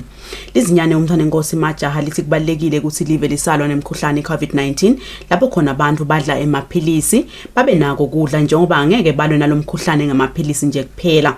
Lizinyane belikhuluma ngesikhahle emukela lesito lokudla lenukele itolo taka Basset lolungabida imali linganiselwa izinkulungwane ezilikhulu nemashumi lasikhombisa 170,000 emalangeni kanti ukudla kwetfule ngumnikati waleti tolo Mduduzi Mabuza. Itolo taka Basset setinikelele inhlangano iPrince Majaha Foundation ngekudla lokutawunikelelwa labo labeswele lapha eVenim. Lemukela lokudla lizinyane umfana ngosimajaha libonge titolo taka Basset ngalolu sito lwekudla lelitsite kufike ngesikhathi lapho live libhekene nemkhuhlane iCovid-19. Lizinyane livetile ukuthi akusiko kwekucala letitolo tibambisa live lokukhombako ukuthi tiyayinakekela inhlalakahle yesive semaswati. Njengoba balethena ngema-rice kuyabanjiswana ke nakunemikhuhlane live nalibambisene kuyabonakala ukuthi kuba ikhona impumelelo lebonakala ukuthi bakhona labasidakalako lababonakala ukuthi nabo ba unprivileged kepha ke baka Basset hardware bakubone kuhle ukuthi bete phambili babambisane kanye kanye nemankosi bete batodonate ngema-rice njengoba nibona kulamalanga ukuthi wonke umuntu uphishanekile uhulumende uphishaneke ngawo lomkhuhlane bakamhlabuhlangene baphishaneke ngawo lomkhuhlane umhlaba wonke uphishaneke ngawo lomkhuhlane kepha ke uthi into lendlula ukuthi kubanjiswane kubonakala ukuthi uyagomeka lomkhuhlane nini bekunene njengoba ke nade uzawu imikhuhlane ngeke uyincobe ngemaphilisi nakufike unathe amaphilisi kufike kube khona lokhona ethunjini njengoba ke nababambisa ngale ndlela lena nje lama-rights lawa atawusita ashintshe netimpilo abantu bakhona kusitakala banathe amaphilisi nini njengoba sibetile baka Basset hardware bekunene. Umnikati wetitolo taka Basset Mduduzi Mabuza uthi tebanguletitolo babonela igalelo lelidlalwa ngilenhlangano yelizinyane kulekelela abantu labeswele eveni kungako babese babona ukuthi abayihlangabete ngalokudla. Uwenkosi sitokwethulana naku sipho lesitawuhamba nawe enkosi siye eMaswatini lokungema-rice ema-10 kg lang-1000 nemabhontshisi ema-5 kg lang-1000. Le nkosi sithi masibuka sihleli phansi sibona umsebenzi wakho lo msebenzi lona lo wendako uvakashela live ngalana nangalana sabuka ukuthi kulesikhathi lesi sa COVID-19 la khona emaswati avaleleke endlini angakhona ukuphila simo sishintshile. Lizinyane litsite emakhosi ayajabula ngakubanjiswa nguletitolo taka Basset kanti-ke lokudla lokunikelwe nguletitolo kulinganiselwa emalini lengetulu kwetinkhulungwane letilikhulu nemashumi lasikhombisa temalangeni ngetulu kwa 170,000. Kubika Sibusiso Ngubane Anambo Ngwadube ezulwini. Litiko letempilo ngekubambisana nenhlangano yakamhlaba libuke tindzaba temalungelo ekutalana United Nations Population Fund kanye nenkampani elicwaningo kuleli i-research company selisukumise licwaningo lolihlose kubuka tinkinga emantfombatane akulela abhekana nato nabaya emfuleni. Locwaningo licale ngalokusemthethweni enkundleni yakalobamba. Lolu cwaningo lwekucala lwalolu hlobo kusukunyiswa litiko letempilo kanti inhloso yalo kubukisisa tinkinga emantfombatana akuleli labhekana nato ngemalanga awo ekuya emfuleni. Bacwaningi labane bacale enkundleni yakalobamba lapho khona emantfombatana akule nkhundla aphume ngetinombolo kuye ulingenela. Lindiwe Shongwe longumcwaningi wasetiko letempilo uthi tinyenti tintfo labahlose kutitfola ngalo licwaningo. Ngokucala nje sifuna kuva ukuthi watini sisi ngeke ya esikhatsini naloko ukuthi ke nase akhona khona esikhatsini ukuthola philo lokutamsita nakasa leso ma periods ngoba vele nyalo bamfana sebajwayele ukuthi kuma periods uthi tithola phile to tinto latisebenzisako naka kuma periods nikwe ukuthi ke ngibani lo yaye amsite siphinze sikhulume ke nenzaba yikuhlandeka. Ntokozo Makagula longumcwaningi enkampaneni yelucwaningo The Research Company uthi tinyenti tingoni labatawulihlolisisa ngalo lucwaningo. Sitaphinze sente nebafana nabo ngoba sifuna kumeasure ama-attitudes ne-behavior yabo ukuthi bona bathini nge-menstruation bayakhona uku-assista abodzadzewethu endzaweni leti kanjalo. Lecwaningo bekufanele silinde etikolweni kahle kahle manje ngalesi simo lesikhona semkhuhlane lokhona eveni lemhlaba wonke i-COVID-19 sangakhona. Buchopho wasenkhanini Phumaphi Dlamini uthi tinyenti tinkinga emantfombatana labhekana nato nakasemfuleni. Kude nje impilo lekahle la imali vele sishoda ngawo kakhulu kana ngawo ladengekayo.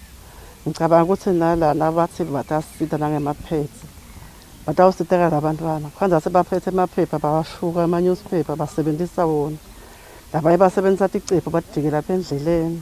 Lolu cwaningo kubhekeke ukuthi luchutshwe etinkhundleni letingetulu kwe-50 emavikini latako kanti emantfombatana akalobamba lakalungenele lolu cwaningo abese aphiwa kwekutigceba. Kubikahle Ngwendlovu nginambonga Dube sikalobamba. Sivese lidolobha lakalavumisa sesivete kukhathatheka kwaso ngikubabede kwetindlu tangansense kule dolobha. Lesive sithi lokhu kubakhathatha kakhulu njengoba batikhanza batikhulula ngemuva kwetitolo lesekudala kungcola kulendzawo.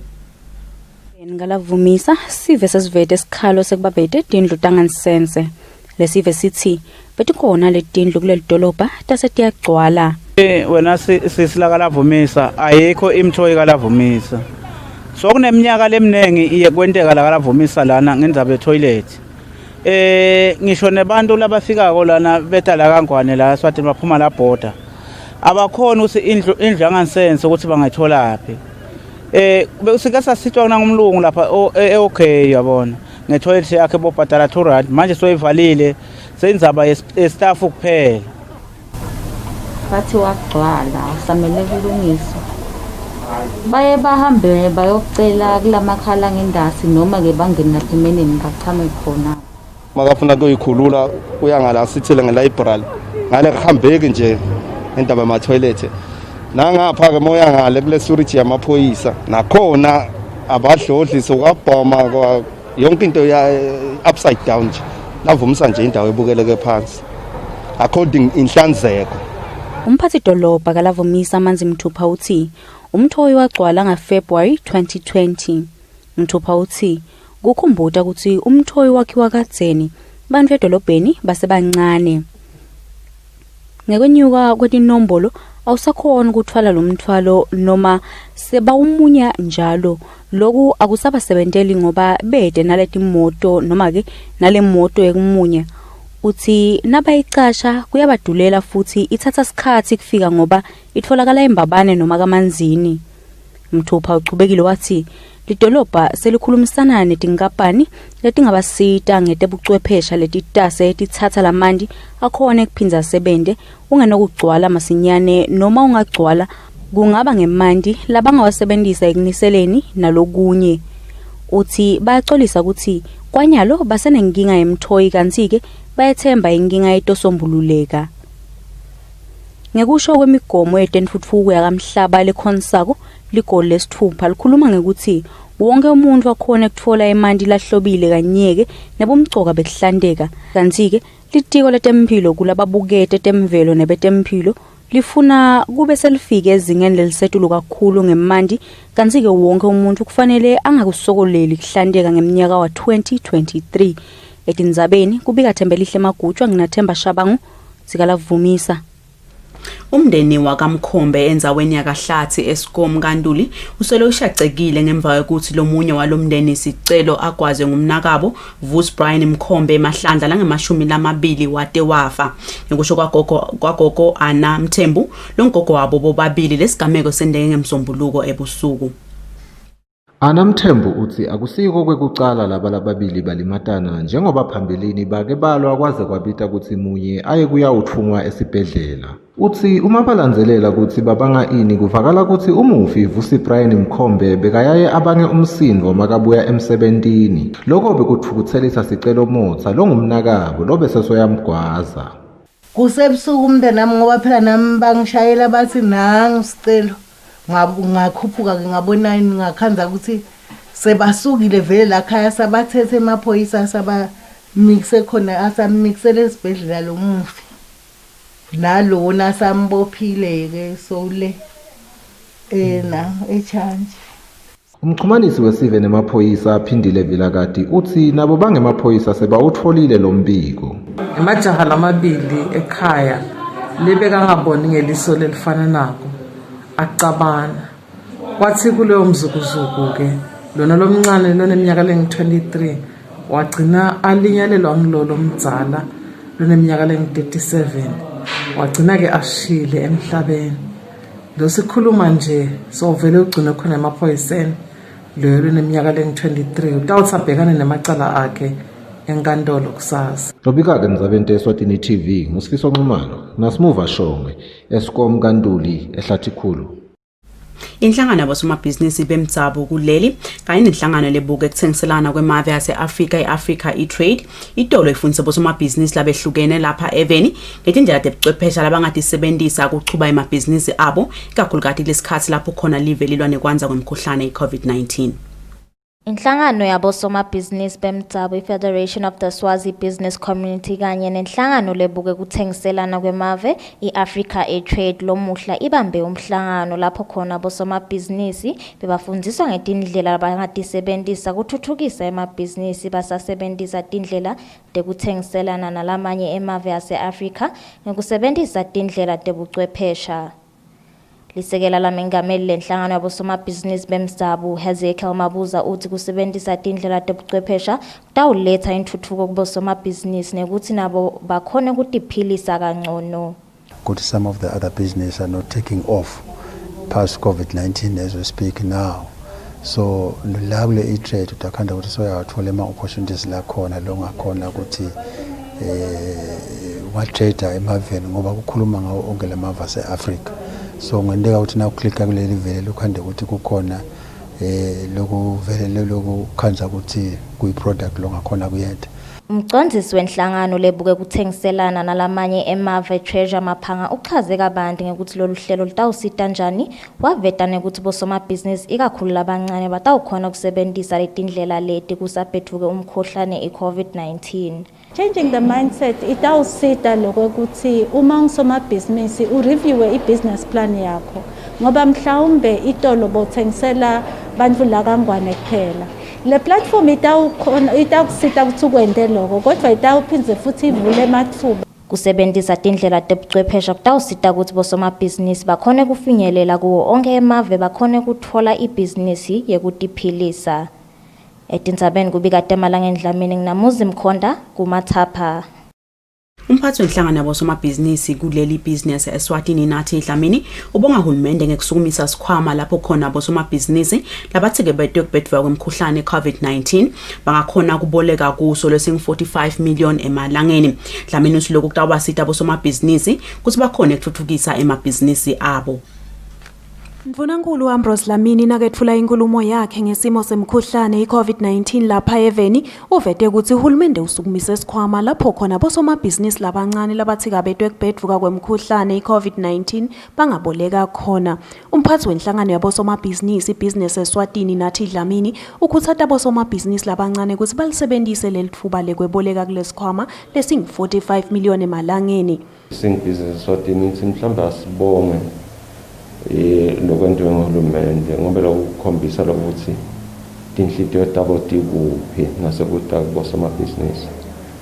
Phinde futhi sibonge wena kunene ukuthi ngefandi kwanyalo iconze bona amabhizinisi abancane ngalo ukuthi emabhizinisi lamancane nawo affecteke kakhulu nganasi sifo lesisibhekile. Siyibonile eqaleni uhulumende aqala ifandi ya 90 million. said business Eswatini nayo yafika kuthetha abosomabhizinisi abancane via SRA babese bafaka nama-conditions uyithole le mali bafaka le duro khanzi sibantwana abakhona iyagcine kude nje emnele ngumatiko nowakhona ku-access leyo mali leyo lokusikhuluma kabi lokunyaka sekuqhamuka ko-45 million ngento ngiyathemba ukuthi uhulumende utawenda ukuthi kumane kube easy lokuthi bakhone lokufikela kule mali leyo. Dlamini uchaze ngemitamo lenhlangano leyendako kwelekelela hulumende ekufukuleni umnotfo welive. Ikhona program ma-cottage industries esiyicalile ukuthi asiye tinkundleni sisebenzise ema-textile kuqala what you call ema-cottage factories. Ngekwesekela bosomabhizinisi labancane hulumende wetama kufukula umnotfo welive njengoba indvune yelitiko letemafa Neil Rickenback ibike ukuthi sikhebesi kumaphakelo etimali eminyaka wa 2020-21 kubhekeke ukuthi sikhule sifike kulokusiphohlongo nengcenye ekhulwini 8.5% kulomnyaka kunaloko bekubhekekile nabenta emaphakelo etimali lomnyaka lokungu-4.7%. Etindzabeni te-Eswatini TV kubika Nelsiwe Ndlangamandla ngina Nelsiwe Simelane Mbabane. Isekela lalobuketa imali enhlanganweni yabosomabhizinisi labaseticinzini Edward Masilela uthi koselakala kwetimali nelwati mayelana nemkhuhlane COVID-19 ngikona kuyinkinga leba ukuthi bosomabhizinisi labasetindzaweni letisemakhaya bangakhona ukulandzela kahle imigomo lebekiwe ukuvikela kwanza kwemkhuhlane iCovid-19. Mvunankulu Ambrose Dlamini enkhulumeni yakhe lephathelene nekwatisa sive ngemkhuhlane ye-COVID-19 uvete ukuthi bosomabhizinisi labasemakhaya solobane bulukhuni bekulandzela imigomo yekuvikela lo mkhuhlane. Benhlangano lebuke bosomabhizinisi labasetiqinisini commercial amadoda bathi inkinga lekhona bosomabhizinisi labancane labasemakhaya bete kahle timali. Edward Masilela lolisekela lolubuke timali kule nhlangano uthi lokhu kubangelwa ukuthi ibhizinisi ayihambi kahle njengoba kude inzuzo lengakanani labayendako ngekubhetfuka kwalomkhuhlane. Lama law enforcers asebenza lamadolobheni kuphela. Lemakhaya kude ama law enforcers labuka ukuthi vele lokhu kuyagcineka yini kuyagcineka. Ngilabo inspectors sebaphumile lasabakhuluma. Nathi sibambisene nelive ukuthi nobita kanjalo sike komakomitini ngokuthi lesifo lesivele siyabulala sine sesivile siyafundisa la ngaso nathi ukuthi abantu abathiphathe kanjani bangasivikela kanjani. Uhulumende besibukile phela uhulumende sibhekile ukuthi uhulumende ikakhulu emakhaya vele nale finance njengoba lesifo lesishaye yonke into bantu kude imali ala mabhizinisi lemakhaya hamba kancane kakhulu. Umthetho awusho ukuthi bawungadi uyaqolela. Sithi nabo somabhizinisi siyabanxusa njalo ukuthi bonke bosomabhizinisi bethu aba-comply nemithetho yekuvikela lesifo lesihlasela umhlaba kangaka.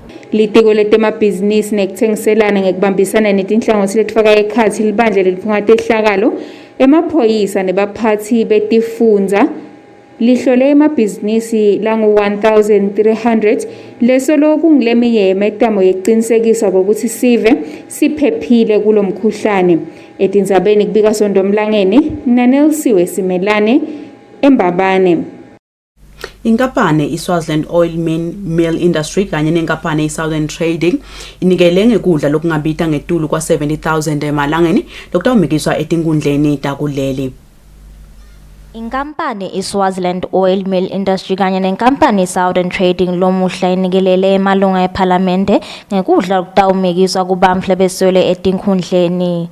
Lobekamelele letinkampani Daniel Shabang uthi lokuyimvo labahlale bayenda kepha nyalo babona kumgcoka kakhulu kusita sive semaswati kusabhethuke umkhuhlane iCovid-19 nekuthi bayethemba ukuthi lokudla kutawufinyelela kubo bonke labaswele. Tibambisene letinkampani tinikela nama food parcels to the elderly member of parliament committee ukuthi ngekubona kwabo itawubuka le committee ukuthi nguphi lapho ihlasele kakhulu khona indlala bese nge discretion yayo iyahamba imikisa lapho ibona khona. Sithi asinikele lokudla akusiko ke kweqala I think nje kule crisis sesinikele ngaba 400,000 i-combined effort yaleti inkampani letimbili. Loku ingcenye yaloko lesikubuyisela esiveni kulesimo lesinjengalesi. Sihlalo welikomiti lemalunga eParliament lebabuke umsebenzi wekusita abantu labadzala Musamabuza ubonge kakhulu kuleti inkampani ngalolu sito njengoba emaswati lamaningi atawusitakala wachaza nekuthi lokudla kutawutfolwa ngubani.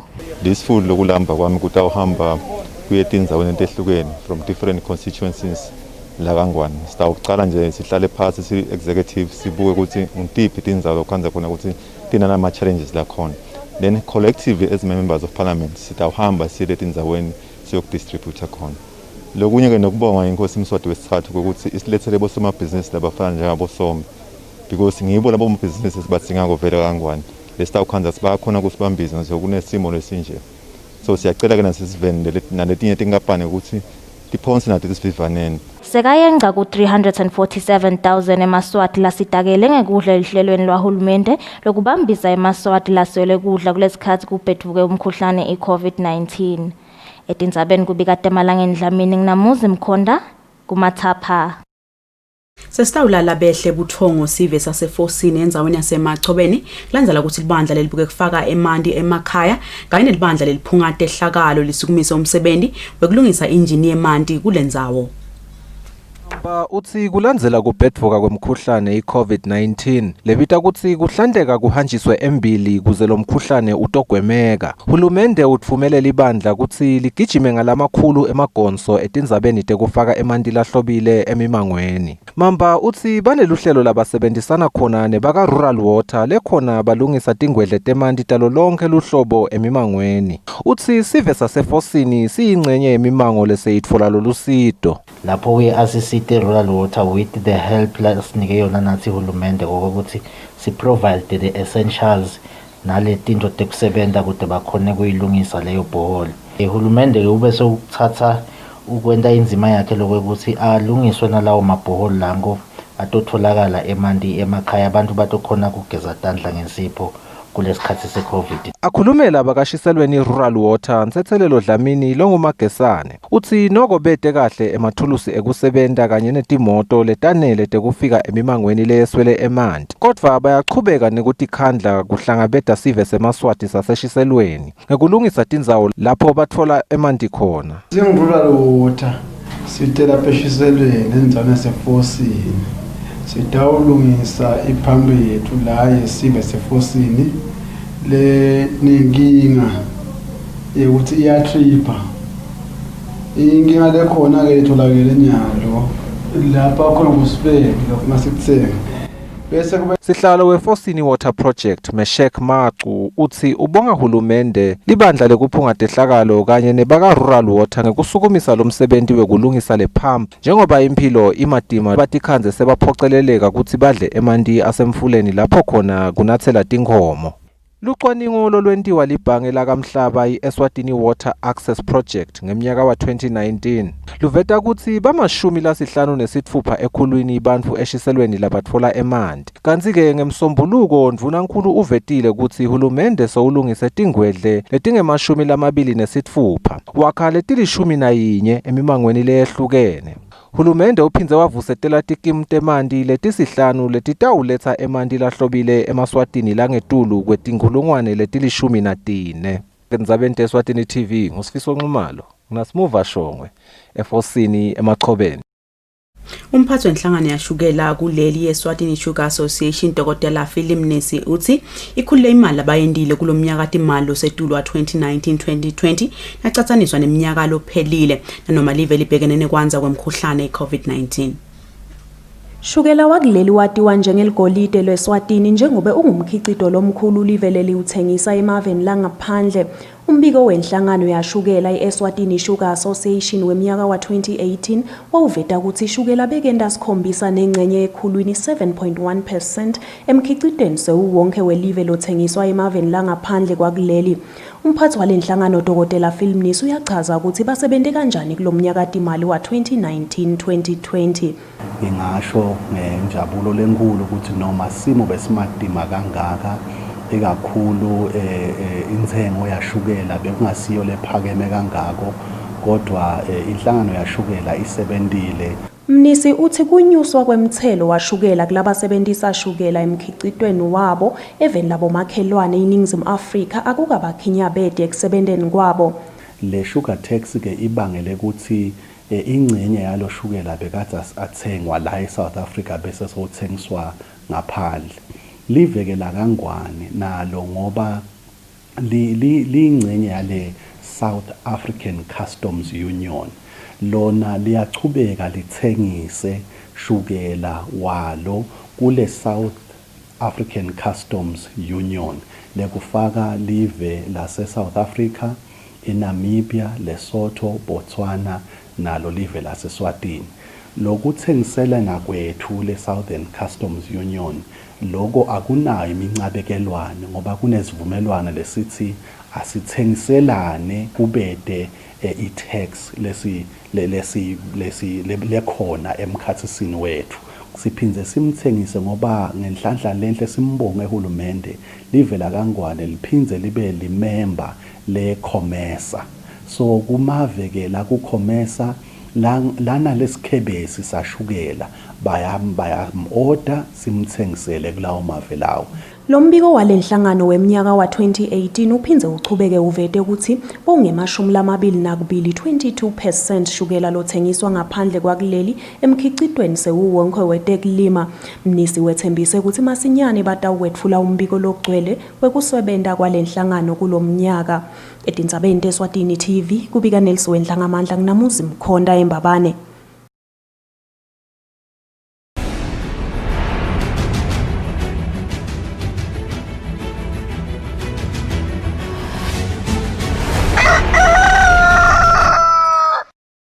Malanga namahle singade phethe asibukele leto temidlalo. Licembu leMbabane Highlanders lethule ngalokho semthethweni badlali labasha labathafu letawugijima ngabo ku season letako.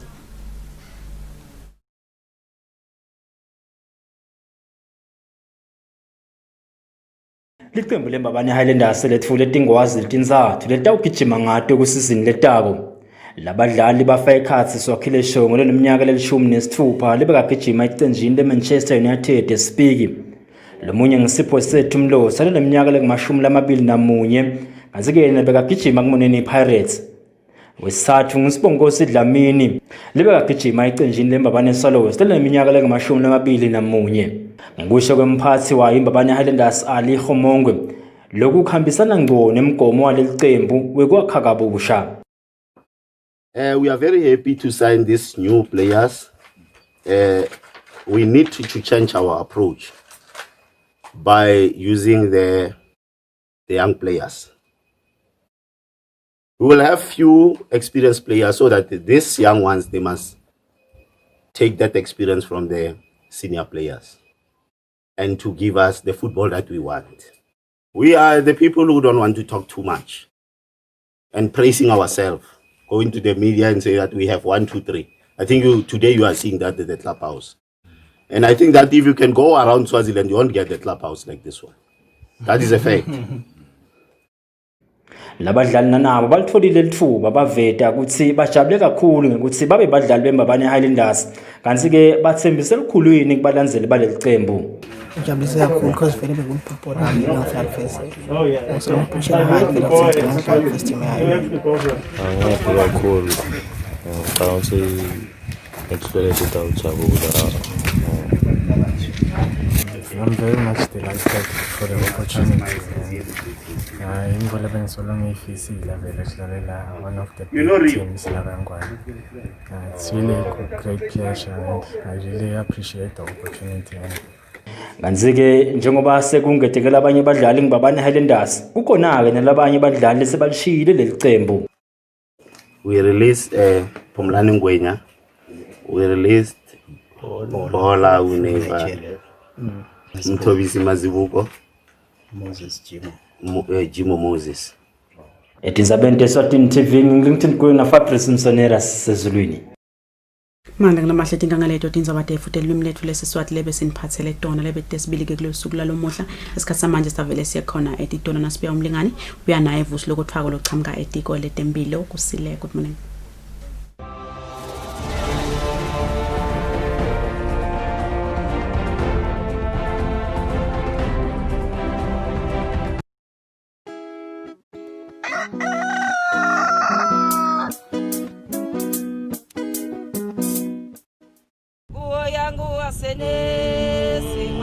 Sinvusele Maswati Lamahle kanye nabo bonke bazalwane eveni laseswatini. Igama lami ngingu-Ayandazwane, Health Promotions Officer walohlelo lolushasha lolubitwa ngekuthi yi-Faith and Community Initiative, kafishane FCI. Njengoba sisho sobe sikhuluma ngokusebenzisana nebandla. Bafundisi ngisho njalo namabandla anebantu akhiwa abantu lebafikayo lebangela lamaswati lesikhuluma ngayo.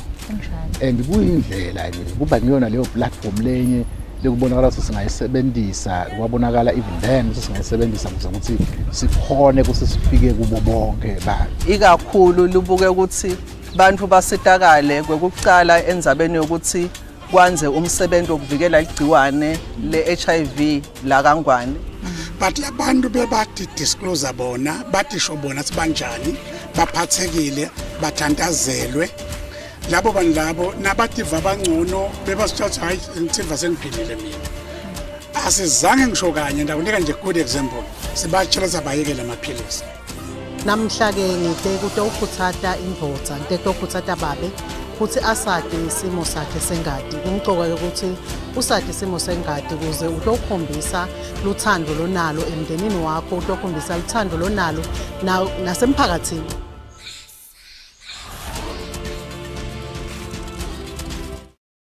Kudla kwempilo, food for life. An agricultural program that shows how a farmer brings food to the nation.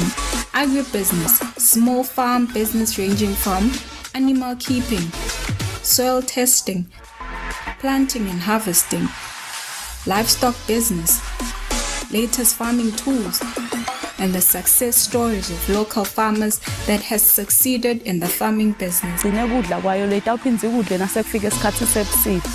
Kudla kusemhlabathini konke lesikudingako sitakuthola emhlabathini. Kuyaphileka. Uvame ukuthengisa letimvuna letilungela ukuthi setiyohlala. Kudla kwempilo for agriculture and farming development on Eswatini TV with the farm boy Samgelo Vilarati Samvini. Kudla kwempilo, food for life.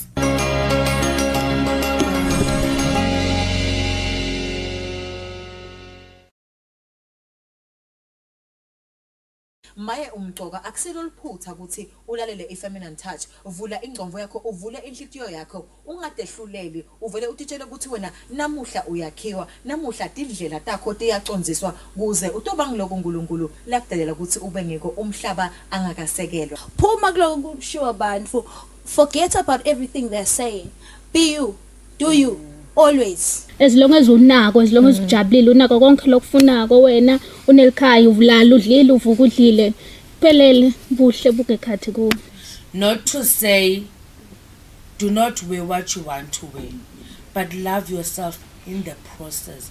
Be comfortable in the process. Dihloniphe in the process yokuthi mina ngimuhle. Kuliqiniso ukuthi it upsets you. Nova nje umuntu athi you Come on, you still here for a minute there.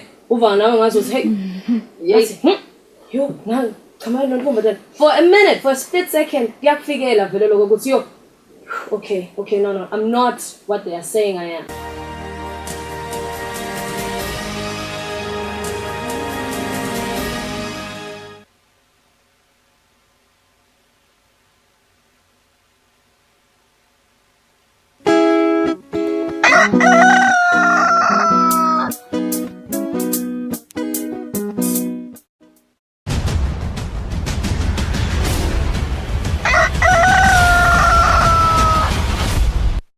It is 22 minutes to 8 mbukeli sengisosikhathi lapho khona sikhulumisa dona tindzaba tetempilo sesinaye ke vusi lokutfako losuka khona etikolo tempilo epidemiologist lokhona ukuthi asibukise nathi tinombolo ta umkhuhlane iCovid-19 letsoloti khuphuka nakangaka sibisa lokutfako sikumukele ehlelweni. Siyabonga kakhulu Mavimbela, siyabingelela nakumbukele ekhaya wehlelo Kusile breakfast show. Mzalo lokutfako asingene endzabeni. Ma cases lesesinawo sesina over 2.8 cases lapha even sifika njani ku 2.8. Okay, siyabonga mkholo. I think sitawukhumbula ukuthi sisuka lapho khona ama cases saqasa abane case inye aya lama cases a increase ezisichubeka and then safaka ema interventions silive lafaka ikhathi bo excuse me bo lockdown saba implementable lockdown abangathi ayehla ema cases ethu and then athi ezisichubeka siiza I lockdown ema cases sabona lokuthi ayachubeka ayakhula akhula kakhulu ngesivinini lesisetulu so if ubuka nje uyabona lokuthi ngelanga aya ngekhula nasaqala le graph yethu itshengisa ukuthi lama cases bekanako lokukhula though inayo lokufluctuate le curve yethu but they fluctuate at a very low rate. But now what it is doing, it is actually fluctuating at a very high rate letshengisa kona ukuthi ingcumbi yemaswati asa infected mhlambe ngaveta lokuthi simbonile manzini consistently over the months achubeka alida ngalama cases sathina sithi siyachubeka sambona naho asalandzela shiselwe nalibombo akhona ama cases but are much lower than lamanye ema regions lamabili as I've mentioned but maybe lengifuna ukuthatha lapho is to say what are the ultimate outcomes in terms of immortality from a snapshot siyabona lokuthi manzini region immortality rate yakhe it's around 2.4% lokho kusho ukuthi ebantwini laba 100 noma ke labalikhulu laba phethwe iCovid lababili batashiya emhlabeni naho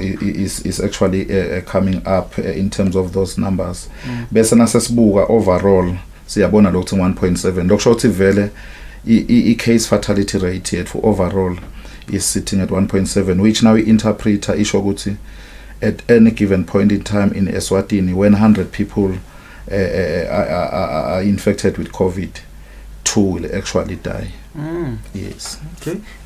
And then in terms of okay sisakhuluma yona le ema regions siyambona ho na manzini the difference semncane kakhulu lokhu does it mean lokuthi the sibonile interventions endiwe kamanzini bo door to door bo gate to gate does it mean ukuthi the interventions sekafike to the extent ukuthi sekasita the rate yokunyuka kwalama cases sayingathi seyimile or is it because things are getting out of hand manzini ku region? Okay, siyabonga Mkholo. You know when you talk of those figures it's excuse me ngiyaxolisa it's a combination of factors. We've seen the interventions being implemented in all regions, particularly in Manzini region as it was highlighted as one of the red zones in the country. You will not see that immobility noma ke kuhamba kwethu between these ngeke ngisho now it's between these two regions in the entire country. Nga 7 ngisembabane ka region nga 9 o'clock ngiseshiselweni down Hlangano. So the movement yethu in as much as we may have those interventions stabanako lokuhamba sithelelana among the different regions. So in terms of ema interventions ethu being effective, they may be effective but what I want to take to flag out loudly is that as the ministry we may have those interventions siwabeke to the public but lokumcoka kakhulu is how well does the public uptake those interventions. So what I'm trying to say is this is a team effort. The government has a role to play and avail the services that the people require. The community equally has a role to play in terms of making sure that we prevent COVID. So we may avail everything that literature or science says, but if the public is not actually up to speed with those interventions, it does put COVID. Now, Mr. Logofo, as I see, in terms of my ages, siges besolo senda ima comparison nemlingani solo kuqala eliviki solo siyabuka lana age group lengathi ibamba nje attention yemuntu nakabuka lama graphs age group ya 30 to 39 we kunebantfu labangu 801 labathole lo mkhuhlane lo they account for 28.6% of bonke labathole lo mkhuhlane lapha eveni. Kwendekani kuleyo age group leyo? Okay, siyabonga Mavimbela. So I think we've said this over and over again. Ukuthi the virus doesn't move. People do. That is the most productive population, the most mobile population. And I'm sure you understand and you appreciate Kuti as we ease the interventions, particularly about lockdown. Kuvuleka mhlawumbe movement for the people who are working. The working class seyiyahamba yona. So there is that onward transmission among people within the working class. And then if you look at these people, I'll take for instance tikolo soloti valiwe. Hence le tinombolo the younger populations tinakokhula relatively, but atikhuli njengoba tikhula leti among that age bracket. So lengakusho ukuthi we've even further stratified in terms of ukuthi le COVID you might have got it kuphi ekhaya noma emsebentini noma kuma social circles. We've seen ema work and social are rated very low, but as isiqhubeka kulamalanga people are beginning to interact. Ema social contacts are increase, ema work contacts are increase. So if you would ask in terms of which people are actually calling the most Glamalanga, it's people from the workplace. So we are beginning to see cases rising within the workplace, and we're beginning cases coming up even from the social circles. So my earlier statement of the virus not moving, but people moving the virus. So that is why when you see in terms of the distribution, you will notice the most affected age group are the productive groups.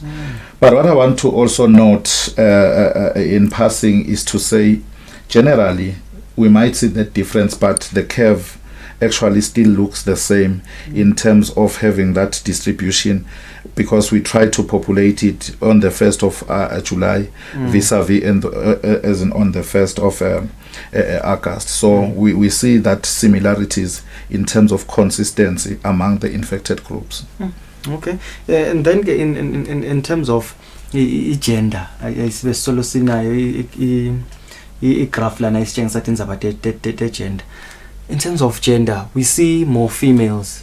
I think the memories as well, they account for about 52% of bonke labanang.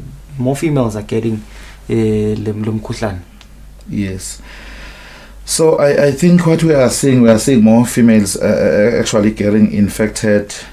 Earlier on, when the outbreak started, there were more males that were actually infected. So we will continue to see those. I'm not sure whether to call it differences, but affected the other age group. There's nothing we are holding yet in terms of le tangible as to explain why are females infected more than males, as we did not have that explanation when we had more males than females. But probably one could actually say in terms of infection, we all stand an equal chance of infection, and we all stand an equal chance of actually dying. Okay, and then in terms of the interventions, could we see soon interventions la landiwe kamanzini endiwa ngalana ku region, because sesawubona these cases sekanywa kakhulu? Okay, thanks Mkhola. I think I was following your show earlier on this morning when you were actually playing that clip from WHO, and they're actually emphasizing on finding the cases, testing them, and then isolating those cases. So what we've done in Manzini, we've actually looked at the hotspots to say where are the most of the cases coming from, and then once we identify those hotspots, we attack the hotspots. Ngema interventions la faka ekhathi bo door to door, because we want to actually find those cases as early as possible and link them to care. So we've seen that strategy. Actually, it's beginning to yield some results, probably within the Manzini region.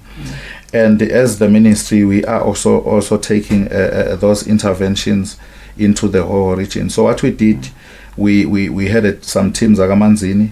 We will be taking some of the teams to Hoho region so that we fully intervene in Hoho as early as possible. But what I want to actually bring into these figures is that what we are also doing as a ministry, we are still trying to investigate why Manzini, why Hoho. So what we do, we actually, in epidemiology, we always want to rule out other possible explanations. Like I have mentioned, Gutsi, we are a very small country and movement among us is so easy.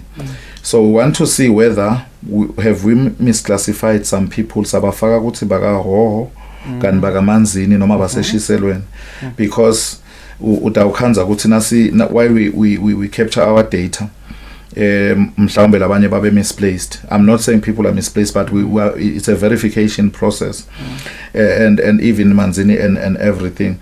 So we are trying to make several investigation and assessments so that we fully attribute ema cases akaho ukuthi vele abe akaho noma ke akamanzini abe akamanzini, so that we properly classify it. But having said that, ngasho vele ukuthi i-COVID-19 bekunene ingodi, and if people don't change their behavior, it might even wipe the whole nation. Yeah.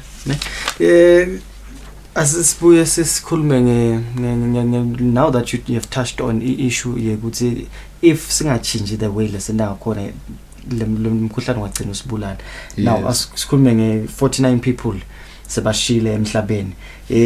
Sike sakhuluma about bantu labana 30 to 39. Sesishiwe ngo2 wabo emhlabeni. Okay, nasingathi sesiyayivula le age group lane. Asiyivule sithi ke 20 to 49 years. Bantu labashile bang 10 lapho. Bese labangu 60 and above babe just 60 to over 80 babe ngu 24. So there are more people labadzala labangasibaiva noma ngabe laba bamba kakhulu ngilaba labasha, but labashona kakhulu ngilaba labadzala. Okay, ngiyabonga Mkholo. I think you will recall that immortality, it's an eventuality, it's a final outcome. So it is informed by many things, and one thing that literature and studies has consistently shown is actually to say that if you are having certain comorbidities, you are most likely to actually suffer the adverse events of COVID-19. And we have seen from our data that the most common morbidities we noted were actually diabetes, were actually hypertension. Few, very, very few, which were actually having HIV. So what I'm trying to actually draw your attention to is actually saying, when COVID-19 comes and it finds that you have other comorbidities, you are most likely to die if those comorbidities are not well managed. So what has happened, trying to classify our deaths, most of our deaths had these comorbidities. Actually, most, if not all, had the comorbidities. And we do know that in terms of comorbidities, the non-communicable diseases, they tend to be more among the upper age group. So that is why, in as much as our data is telling us that the meekly aged are the mostly affected because of their movement, but the risk that we run is that when the older generation actually gets infected, in as much as the numbers may be few, but mortality will be high among them. Yes, but there's a positive lengathi siyayinotha la kulabantu laba thola lo mkhuhlane lona kube na 17 labana 8 years labathola lo mkhuhlane, but kufe nje only 1%. Out of 17 labana 8 years, 1% has died. Labana 80 and above. Labana 80 and above, yes. Okay, thank you, Mikolo. I think that's a positive which we need to actually send to the people. You know, sometimes those good stories have to be told so that people don't lose hope and they keep fighting in terms of the COVID battle.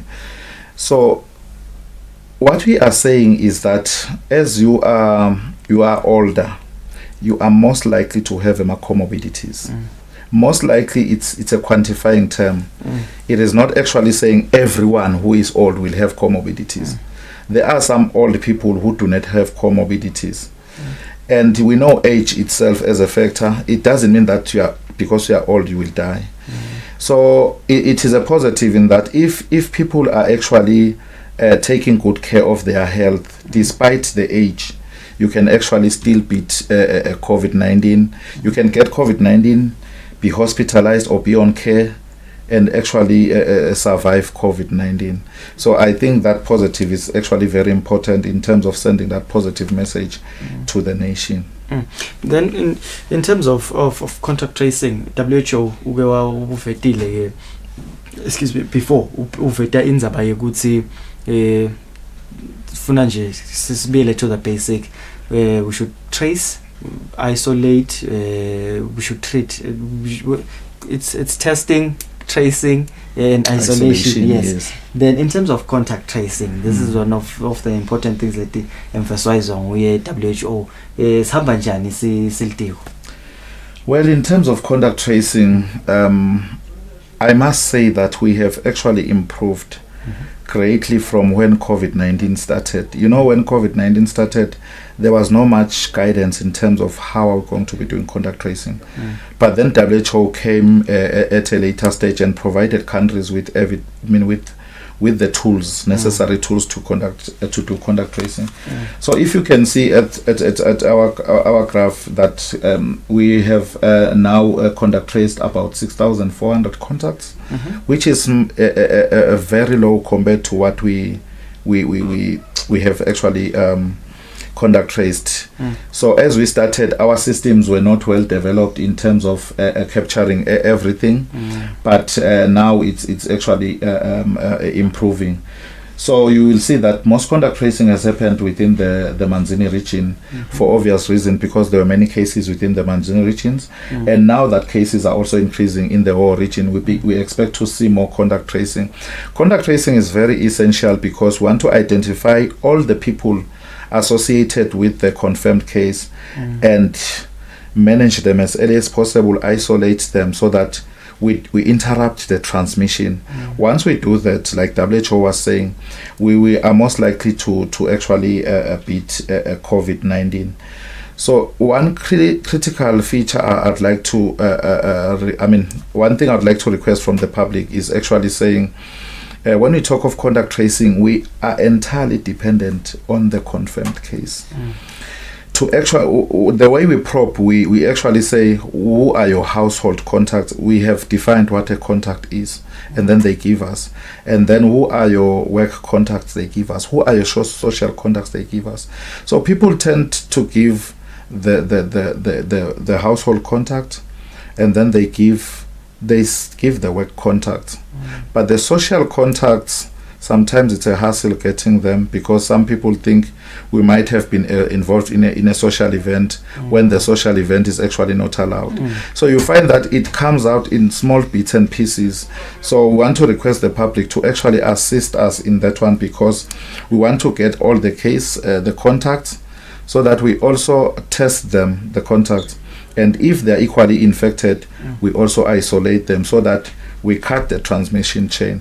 But then that is actually dependent on how well the public actually assists the Ministry of Health. Isikhathi sethu sesibalekile, sibonga kakhulu ukuvela sathemba ukuthi even in the future litiko litokhona ukuthi liphinze lis unpackele those figures, umbukeli so uyati naye ukuthi kufuna aqaphele ini endenjani kuze ukuthi angathola umkhuhlane.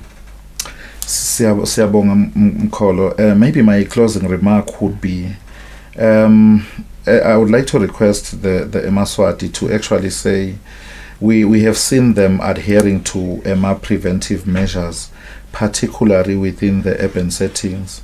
And as we go deep into the household or to the community, we actually continue to see non-compliance. So our request is actually saying you're not doing it for the government, you're not doing it for the Ministry of Health, but you are doing it yourself, and you should do it consistently and correctly all the time. Yes. Sibonga kakhulu sekhathi sakho. Siyabonga mkhulu. Lo ke bekunguye ke Vusile Kotfako lo epidemiologist khona etiko letempilo atos unpackela wona lama figures bantu labanalo umkhuhlane lapha eVeni. Isikhathi samanje sidatha sakhe prefishane sibuye sigoqoda ihlelo nayo umlengane.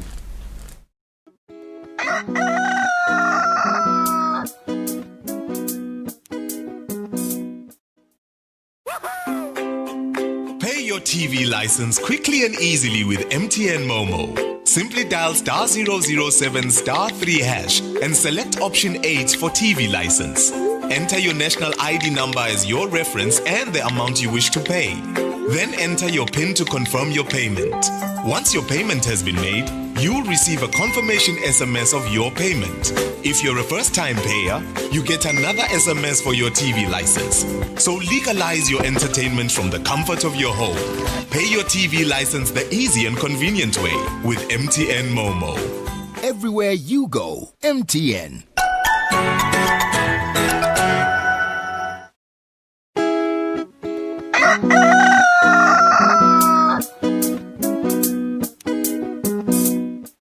Wonderful Wednesday siyasemba sinthokote kakhulu ukuhlala nathi eluhlelweni amavimbela. There's something lokufaka la imentionile ukuthi maybe sithi manzini i red zone, but it possible ukuthi kunebamvu laba ngabakhanza sibaqabanzi bakamanzini kana basibo bakamanzini. So I'm hoping ukuthi litiko letempilo njoba asho ukuthi nelicwaningo labalendawo uhlolisisa sivele samwa sembabaneni noma samwa kaShewula. There is a difference.